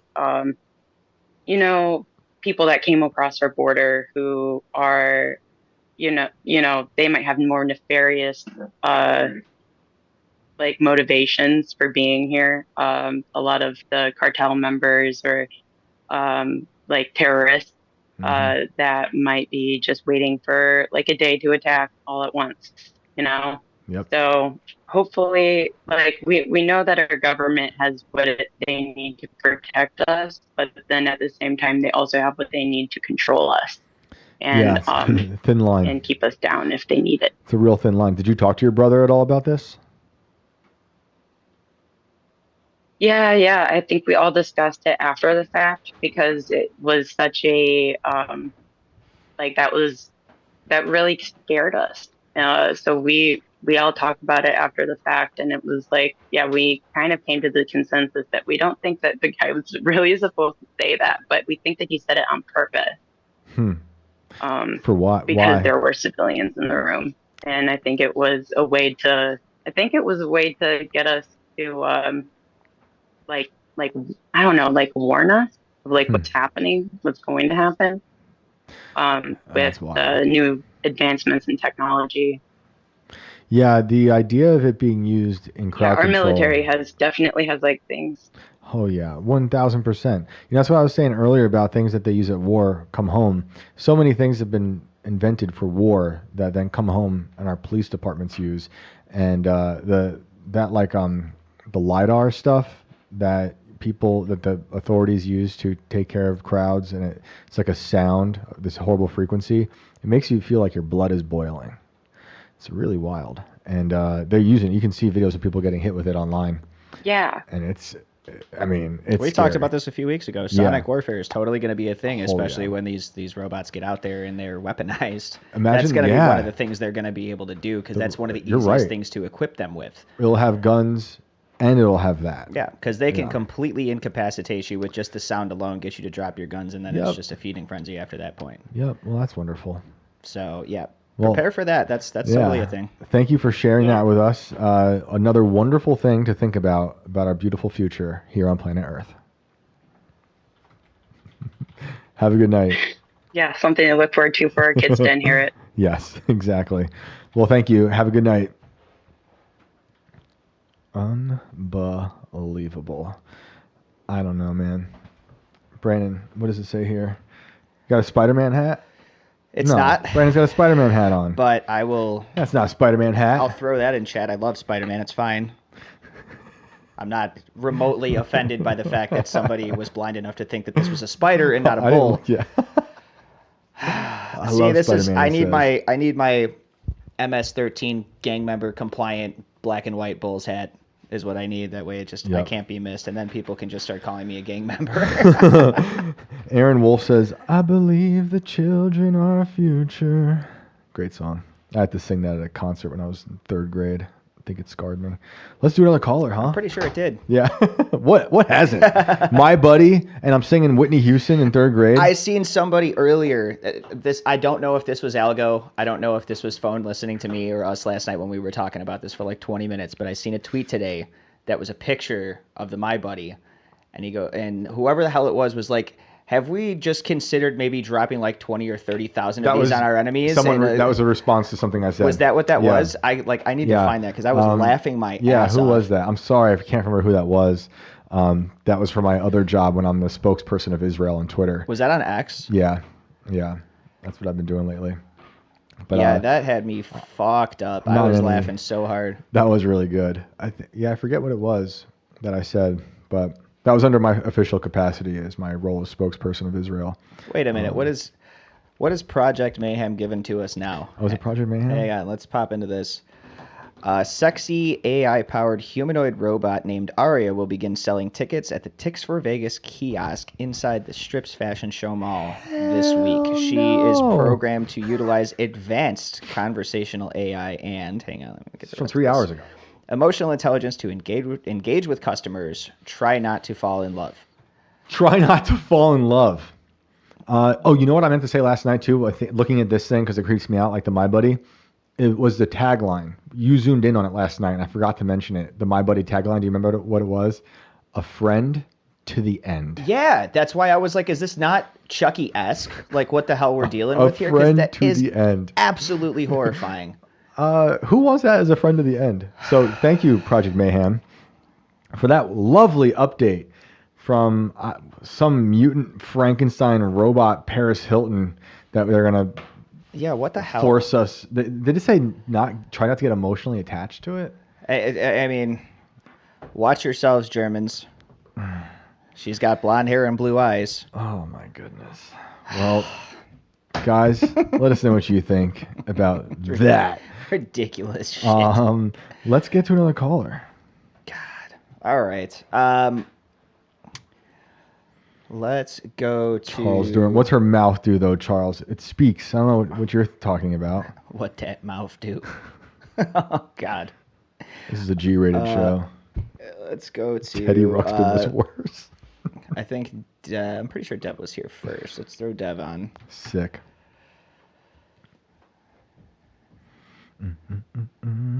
Dev, you got fucking no mic. No mic, Dev. Can you engage your microphone? Please and thank you. Midnight Toker says Scottie Pippen. Great player. Those Hello. are the days. Hey. Oh. Hello? Hello. Can you hear us? Yeah, can you hear me? We can. We can. Okay, cool. What's going on? Not a whole lot, man. I was just gonna call in and tell you guys a story about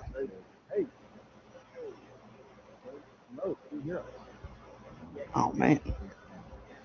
You all right?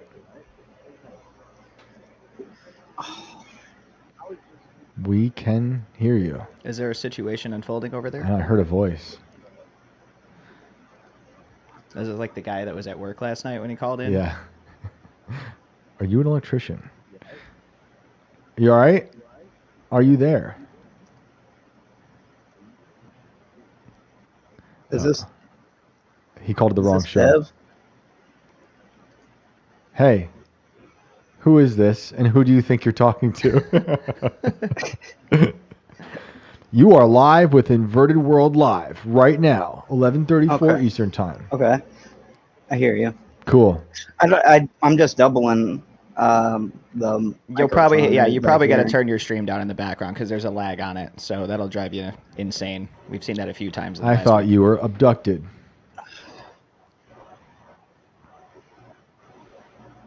Oh. If you can. Okay, I got a story for you guys that's fucking wild. All right, let's hear it. It is, I was like super addicted to like a whole bunch of different shit at the time. Mainly like drinking and fucking doing fucking like psychedelics and shit, but like,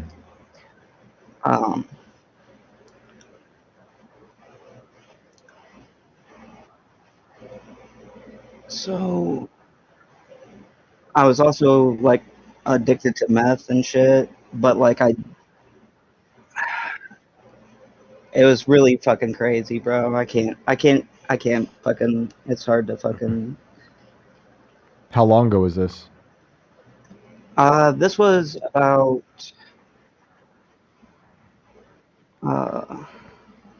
5 years ago. Okay. It was about 5 years ago. Here, I'm gonna try and come back in or something, because I can't. We can hear you. But if you want to try again, we can do that. We can get to another caller. Is there a delay, perhaps? Yeah, probably. Yeah. Yeah, we will get to another caller. If you can hear us, stay in the room, and we will come back. Because that sounded like it could turn into a crazy story. Once you hear meth, you never know where that's going to go. But let's see who we got next. We've got. Let's go back to. I believe they were here first. I go to Pets Dogs. Oh yeah. His name has changed several times. Yeah, we know Pets Dogs. Hey, fellas. Hey, what's up? I changed my name from Danny to Pets Dogs, but when I signed in, it wasn't signed in. I wasn't trying to trick you. I'm trying to. You're all right. I just like to talk shit. It's not a big deal. Sneaking past the border of Zoom. What's up? And I just want to throw out a couple things, and I wanted to get to my story. But one, our 2A needs an update. Those frequency weapons you're talking about, I had a friend in Iraq. They used them on each other as a joke. And he said it made it feel like nails were pressing through your head with a nail gun while you wanted to piss and shit yourself. And it was on like the lowest status. They were like messing with each other. Yeah, it's so crazy. they could pull up to your house and make you drop and just shit yourself. And like, what good is your gun really? No, I've talked about before. The emergency broadcast system has the capability of instilling actual fear into people who hear that broadcast so that it catches their attention. Yep. So yeah, how there would was you... a guy that did a he made this weapon. They had a billboard. You guys might have came across it. Remember that billboard that could talk to you if you stood in a certain spot? No, I didn't see that. They have one of those? It was like a direct voice to you. You didn't see that? If you look up like New York billboard, you stood in a certain spot and it would like speak to you. You could hear it or see it move. But there's a technology. This guy, he went around talking about it. He ended up, I think they found him dead, but he could point to members in the audience and basically speak into your ear. And a lot of people at the time thought like maybe they used that on like that guy in Vegas, you know, that we never got any answers. Like they could literally drive you insane talking into your head and make you think it was like I don't know, a god, or if you're religious, maybe you would think that, or you know. Yeah, it's like an MK Ultra, but without the drugs. They just are using frequency to tweak you out. Yeah, and so we really need an update, and we'll be way behind. See, by the time we get an update, we struggle to keep our rights now. Yeah, they'll be surpassed. So, like, it needs to happen before our street officers have the capability. So what is the update? I don't know. It'd have to include us to use them as like the only answer, really. Yeah, that's where I was going to. Like, if that exists, we can have it. Yeah, and you'd have the same penalties. Maybe there's an ID that can ID you, whatever. I don't know how you'd handle that, but we can't have a world where we have no threat. That's going to be crazy. Yeah, that's going to be COVID. I think it's thing. the only thing that stopped them from really running us over. In Oregon, they told us we couldn't have more than 5 people at a Thanksgiving, and if they could have enforced that with actual force, they would have. Totally. I mean, in New York, they were giving us guidelines like that too, and we were north of the city, about an hour and a half. I did not obey it, but we had neighbors who were snitches, and like, are you kidding me? And thankfully, the cops didn't really care up there. But in the city, I mean, look at all those videos we saw in cities around this country and in Canada. They were breaking up church services. It was diabolical. Yeah, they showed up to my house because I had a tree that was going to fall, and I had a tree crew there with 5 people, and they wanted to break it up. I was like, and the neighbor called on me, and the tree was literally leaning towards her house. She was willing to have a 90-foot tree fall on her house rather than, let me have a tree crew over there during COVID. That is such a good symbol of how COVID was. I remember going on a hike with my son was probably 4 at the time. We were taking a hike, and I'm seeing people. We're in Bear Mountain, New York, and there's like parts of the hike are on a cliff, and we're looking at people hiking with masks, and when they see us, it was like they saw a mountain lion, and they almost jumped off the cliff. Like, they would rather take their chances going real close to that cliff and falling off than walking by us with their masks on outside. It was like unbelievable.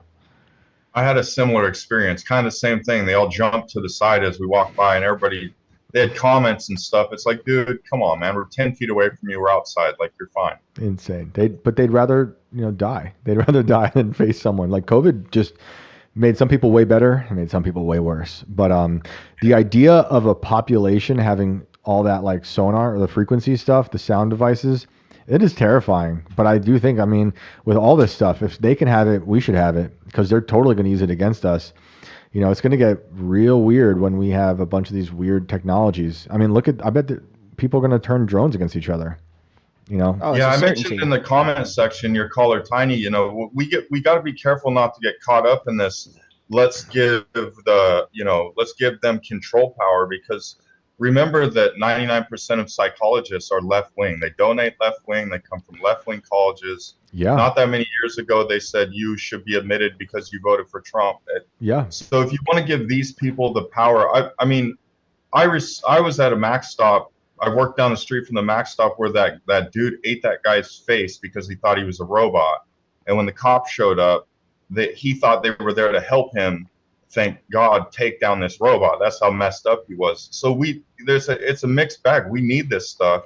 Yeah. But also the people that could say, I'm not a good father and I don't deserve guns and I should probably be in a mental institution, would probably gladly say that if they could, if they had the structure to get away with it and there wasn't, the ability to push back. I just want to warn people, be careful what powers you give these people, because like those cops that surrounded me when my kid was, being kidnapped, you expect them to act a certain way, and that's not how it always goes. No, it is not. We need our freedom, not more control. I 100% agree. My grandfather, who is my hero, was a cop in New York City in the 70s, and he hated cops. So I have like a deep respect for cops, or some of them. Like, I understand that obviously not all cops are bad, but I've had some horrible experiences. Well, this was cops. Actually the topic for the Culture War live show over the weekend. That's right. Because we had Michael Malice, an angry cop, on. He doesn't like any cops. No, he doesn't. Yeah. And he came out dressed like a cop. Of course. He had the mustache and the sunglasses. Of course. Was it a little hilarious mustache? Or? Yeah, it was like up his nose. Jason Ellis couldn't help but like talk about it. Jason Ellis was there too, which was cool. That's cool. And the whole thing just turned into basically like, should we have private funded security over tax funded policing? Would it be able to handle the job the same when it comes to the bigger messes and things like that? Yeah. Or would it just be geared more towards like how we had security there, where it's like they're there to protect us? Yeah.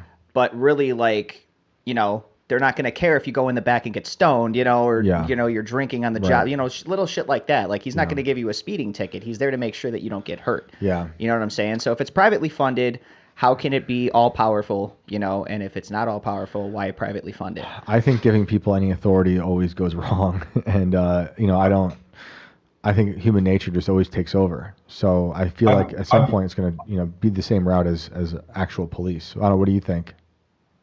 I'm right there with you. You can see it in school lunchrooms. You can see it in sports teams. Yeah. It's in our nature. If you give people power, you're going to evolve into gangs.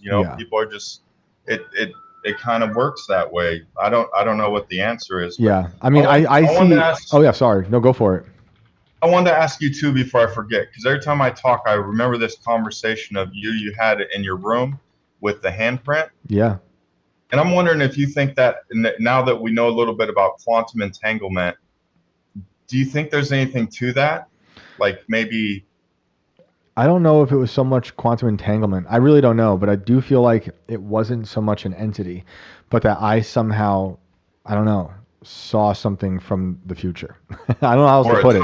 Or a timeline split. Yeah, it kind of feels. I know that sounds crazy, but for the show, I guess it fits. That's how I feel about it. Like I when I was a kid. So for those who don't know what I'm talking about, when I was a kid in my parents' old house on a farm in the middle of nowhere, I saw a shadow hand in the corner of my bedroom, and it freaked me out. Really scared me as a little kid. I was like 3 or 4.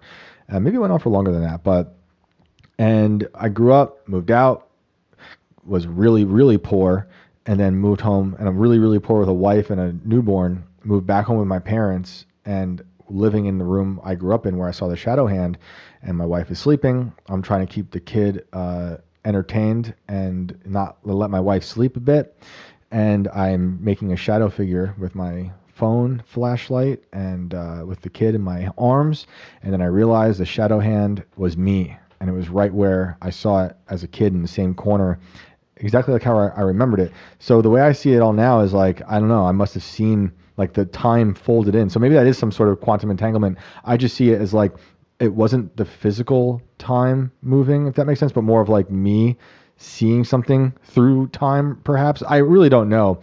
And, I don't believe in coincidences. Something was so bizarre about it. It was very profound for me in the moment at 3 a.m, making shadow puppets on the wall.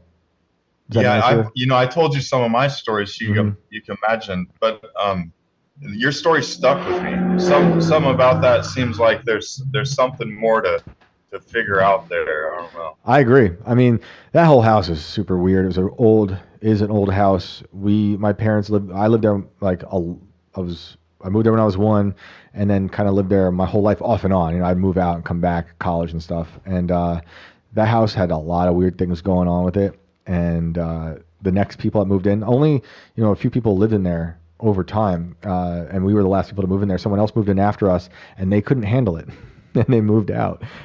So now it's just this old stone house sitting on a farm in the middle of nowhere by a stream that floods. And like an earlier caller talked about the basement, not wanting to go down there. That was the kind of basement we had, unfinished, horrible, damp mausoleum of a basement. So yeah.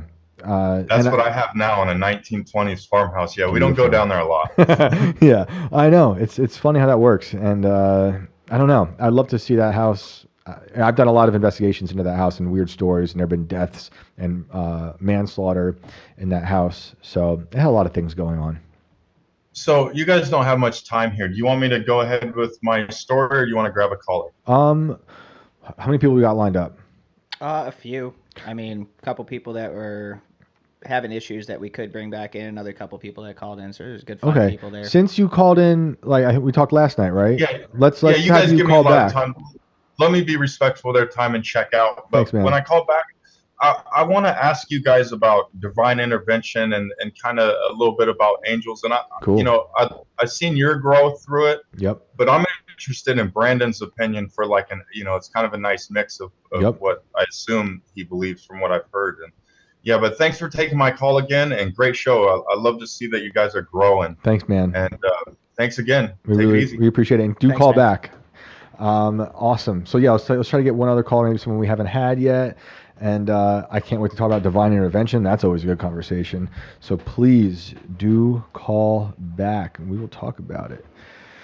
So I'm gonna pull the Joker out of the deck here for this last one here, and let's just see where the hell we end up, because I figured, fuck it at this point. I'm It's excited. almost midnight. I'm excited. So we're gonna go to Samsung SM-5906U.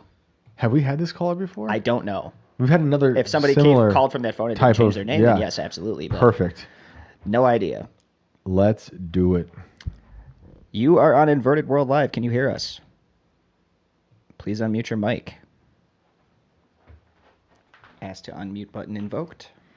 How about that image of Trump on the ceiling, on the roof today at White House? Did you see that? Hilarious image. What? He was just like doing an interview from the roof of the White House. I did not see this, and I need to look it up immediately. While we wait for this caller, it's worth just seeing. I'm sure everyone saw it, but it's worth looking at again because it's kind of an iconic image. Dude, hilarious. Hey.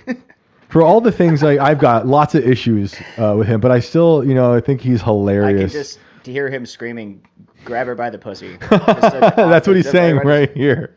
You gotta grab him by the pussy. There's other images, like further, the zoomed out ones are even funnier. Because he's just like walking around the roof of the White House. Apparently, he just does this all the time. He's at the back door there, just shouting. Yeah. Is everyone that far away? Look, he's just offering whispers and slight hands. Oh man, I've got more to Dude, say. But funniest president we've ever had. Dude is a riot. Great comedian. He's great comedic timing. You think this was him? You think he That's noticed the the sniper first off, and he was just like, I see you. Yeah. Man. All right. No luck with the Samsung. It's just a phone. Yeah, that's what it is. It's just a phone. It's a robocall.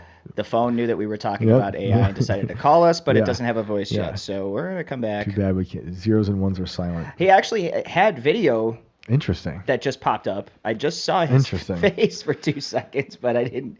No audio. So, in the sake of time, we only got 9 minutes left. Let's just go to someone else here. We'll Let's try do to it. get back to you guys if we can. Let's go to Stephen Wolf and see if we have some better luck. Funniest pres Calls have been ever. rough this week. Ryan Crusoe. Yeah. I don't know. Is it something about the moon? Is it blowing up? Is it all that moon dust? If you believe in that sort of thing, right? Stephen Wolf, you are on Inverted World Live. Can you unmute your mic? Hello. Hello. What's up? You guys hear me? Yes. Yes, we can. So, all right. James, it's awesome listening to you guys on Timcast. I've been a fan for a couple years. Actually met some of you guys out in Milwaukee last year at the RNC where I was a delegate. Cool. And I'm from up here, just north of you guys, up here in Pennsylvania.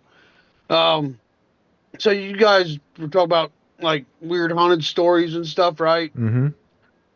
My grandfather was a World War II vet in the U.S. Navy. He was a cook on the USS Mainstay, Okay. which was a minesweeper ship. Okay.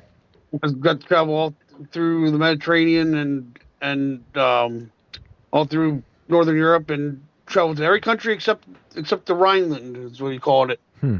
You get to go into Germany itself, but here after the Americans took Italy, he and a couple guys from his ship got to go to the Vatican. Hmm. And when they got to go to the Vatican, they got a tour of the place. The Pope blessed their feet and washed their feet and stuff, did that whole thing. And then they got a tour of the place. Well, during the tour, he told me they went down into the belly of the Vatican, like down in the lower chambers. Mm-hmm. And he said that there was a girl laying on a table in this lit up corner of this chamber, and it looked like she was sleeping.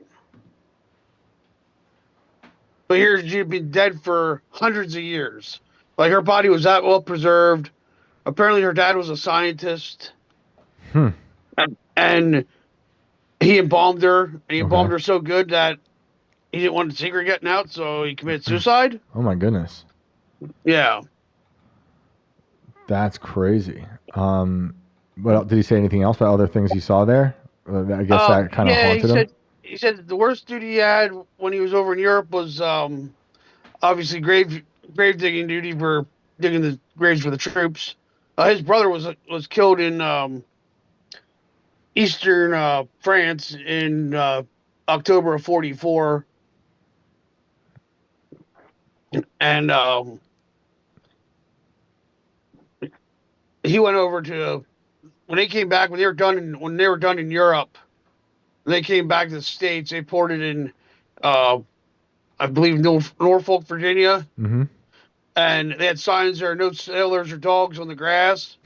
My grandpa says, fuck this. I'm not spending a dime in this town. Stayed on the ship, restocked the ship, and then they went down through the Panama Canal, went over to Pacific for what was going on over there. And here he got sick, and he had to go get surgery, so they took him on an aircraft carrier. And here, sitting on the deck of the aircraft carrier was the Enola Gay. Oh, wow. Yeah. That's crazy. Wild. I didn't know anybody in my family who was in World War II, but I knew others, and their stories were insane. Well, he passed away. He was 95 years old when he passed away. He passed away back in 2020. I didn't get to see him the whole last year of his life because of the COVID lockdowns. Bastards. I know, believe me. And I don't blame the VA or the doctors around him. The doctors and nurses around him gave him great care up until Well, that's good. Up until the end. That's good. We had some family connections that knew some really good people in the hospital and stuff and we made sure he got very well taken care of and stuff. But he passed away like 2 weeks after his 95th birthday. Wow. Well, that's a nice long life. And it's like, and it ended up being like 2 days before Christmas. So. Ah, man. Yeah, it's always rough. But I don't blame the doctors and stuff there. I blame Fauci. Yeah, he's one of them. I blame Bert, and I blame all these. I blame Tom Wolfe and Dr. Richard, Rachel, Dr. Doubtfire Levine, and all these and all these crazed maniacs that push this lockdown bullshit narrative on us. Yep. Those people. I hope accountability's coming. I know that they just said that they're bringing in people about the Epstein stuff and everything else. Well, Comer needs to get on the stick and start bringing in some of these people surrounding Fauci and all these other ones that pushed this whole bullshit hoax on us about the COVID crap.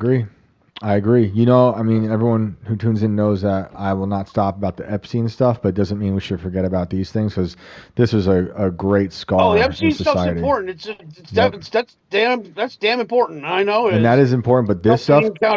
We need accountability with the COVID shit, too. 100%. We need accountability for all the stuff. The 9/11 stuff. Yeah. The Epstein stuff. The Diddy stuff. Yep. And I agree. Russiagate as well. All these things are... Yep. They're weaponized against us. These are... Yeah, they're going after Trump for Russiagate and, all these things, but it is about us in the end and the freedom we think we have. These people that did this to us are traitors. Oh, yeah, dude. They hate us. Absolutely no other way to describe them. They are traitors. They have betrayed this country. Yep. And they need to pay a high price. Well, that's why I've been calling openly for years for a Nuremberg type trials for people. Absolutely. And look, it doesn't mean they all get found guilty, but I want them to have to testify. I want them to be held accountable in some form. There's lots of ways to do that, but they mutilated our society. And they did. They mutilated our entire world. The whole world, right? And when I say this to some people, and they get a little squeamish. Like for instance, it was like a Daily Wire show with Andrew Klavan, and he was like, "No, we don't need to go back and rehash this." I'm like, "No, this is really important. I think they destroyed really society." Important. And then a little later he's talking about why we need public shaming, and I'm like, "This is part of that. If you want to publicly shame people for doing wrong, we need to publicly shame these people who destroyed everything. I mean, everything. I think we're still not back to quote unquote normal. So No, it's they it's stole our infuriating. elections and everything too, and they were and they got away with it red-handed. Yep. And everybody knows it. And it's like, okay, I want to see. It's like it's time to start seeing some accountability now. I agree. And I want Trump to do his job. I'm the biggest Trump supporter you'll ever find anywhere. Believe me, I do impersonations and everything of them. Oh, sick. Like I was a delegate last year from PA. I showed up out there, and after I went out to Milwaukee, after I came back, I went to all these different Trump events. I would show up as Donald Trump. Okay, like I'm so not kidding you. Listen. I'll be doing impersonations. As President Trump, can you tell us that the killer robot dogs are not going to kill us? I don't know. I don't like this AI shit. I really don't. I guess that's just the Mennonite in me. Oh, you a Mennonite? My family was. Okay, I was going to say. Back in the day, when Pennsylvania was first founded, my mom's side of the family is Kreiders, and the 3 Kreider brothers came over here from Europe. Mennonites were being pushed out of Germany and Switzerland and France and Switzerland, and the 3 Kreider brothers came over on the boat, and they got invited over by William Penn himself. Got 1,300 acres of land here in central Pennsylvania. And settled here. The rest of the family came over, and we ended up settling like Berks, Chester, Lancaster, Lebanon, Schuylkill, Dolphin, York, counties in that part of Pennsylvania. Oh. And that's why the Kreider name is everywhere. We're all related. Well, the Mennonites are awesome. They build good I guess stuff. that's just the Amish or Mennonite in me, or just a Dutchy boy in me that says I don't like any of this bullshit AI stuff. Yeah. I agree. Up to that point, I would not I don't want nothing to do with it. People are like, "Oh, well, it's going to be great," but I'm like, "No, this is going to take our jobs from us. This is going to make us pretty much like vegetables." If you ask me. Well, bringing the episode. I don't trust it. I don't freaking trust it one bit. I'm with you, man. That's going to help anybody mildly. Okay, it might fold your wash or something. I'm sorry, but with what they can do with this stuff, your TV's always spying on you, your fridge is spying on you, your washing machine's spying on you, your phone's spying on you. They spy on you for everything. Yep. All this tech, and you expect me to be like, "Oh, well, they're not going to do that." Yeah, okay, they did all this other shit to us, and you think I'm not going to buy that they're not going to do something horrible again in the future? It may not be Trump or his people, but it could be people in the future. Yep. Well, I agree. And could you give us a bit of a Trump impression before you go? Listen, I'm a big league kind of guy. Nice. I won 30,710 votes in 12 counties against 8 other people. That's good. And I won big league. I won so big, it was too big to rig. Believe me, the primary back last year was too big to rig. Hey, President Trump. Actually a hell of a lot better than I thought. President Trump, before you go, can you say Inverted World Live is the greatest show? Inverted World Live is the greatest show ever. Believe me, it's absolutely incredible. You gotta watch it. You gotta listen. It's absolutely terrific. Shane Cashman, he's a great guy. Terrific guy, believe me. I listen all the time. It's like what's that? What was the AM show? I heard you guys talk about the other Coast night. to Coast, Mr. President. Coast to Coast. It's like Coast to Coast is back on podcasts. Thank you so much, Mr. President. Huge. It's gonna be big league. It's gonna be ultra mega. Believe me. Thank you, Mr. President. It's so good to hear from you. Thank you so much for that. And seriously though, shout out to the Mennonites. Thank you for the phone call. Crazy World War II stories. And hope you have a good night, sir. You as well. God bless you, Shane. God bless you. Incredible. What a way to end the show. Apologies. I did not think it was going to be that good. It was really good. I think a lot of people are with me in the chat where they were just like, yeah, I don't see this being that great. Holy shit, was that actually pretty good. He turned it on. It was Donald Trump after smoking a couple packs of cigarettes, but it was definitely, I definitely heard some Trumpisms happening in there. So great. Good. Fantastic job, Stephen Wolf. So good. Thank you. Thank you guys so much for tuning in. Thank you to all the callers. I hope we get to more of you tomorrow. Brandon, where can they find you? You guys can find me at Brando Inverted on X and on Insta. Thanks for hanging out with us. Thanks to everybody on Rumble who's been chilling. Don't forget to like, subscribe, follow, share the show with everybody you know, and don't forget to stay weird. We'll see you tomorrow. You guys rule. Thank you so much. We will be back tomorrow at 10 o'clock, and I can't wait to talk to you then. Have a great night. Later.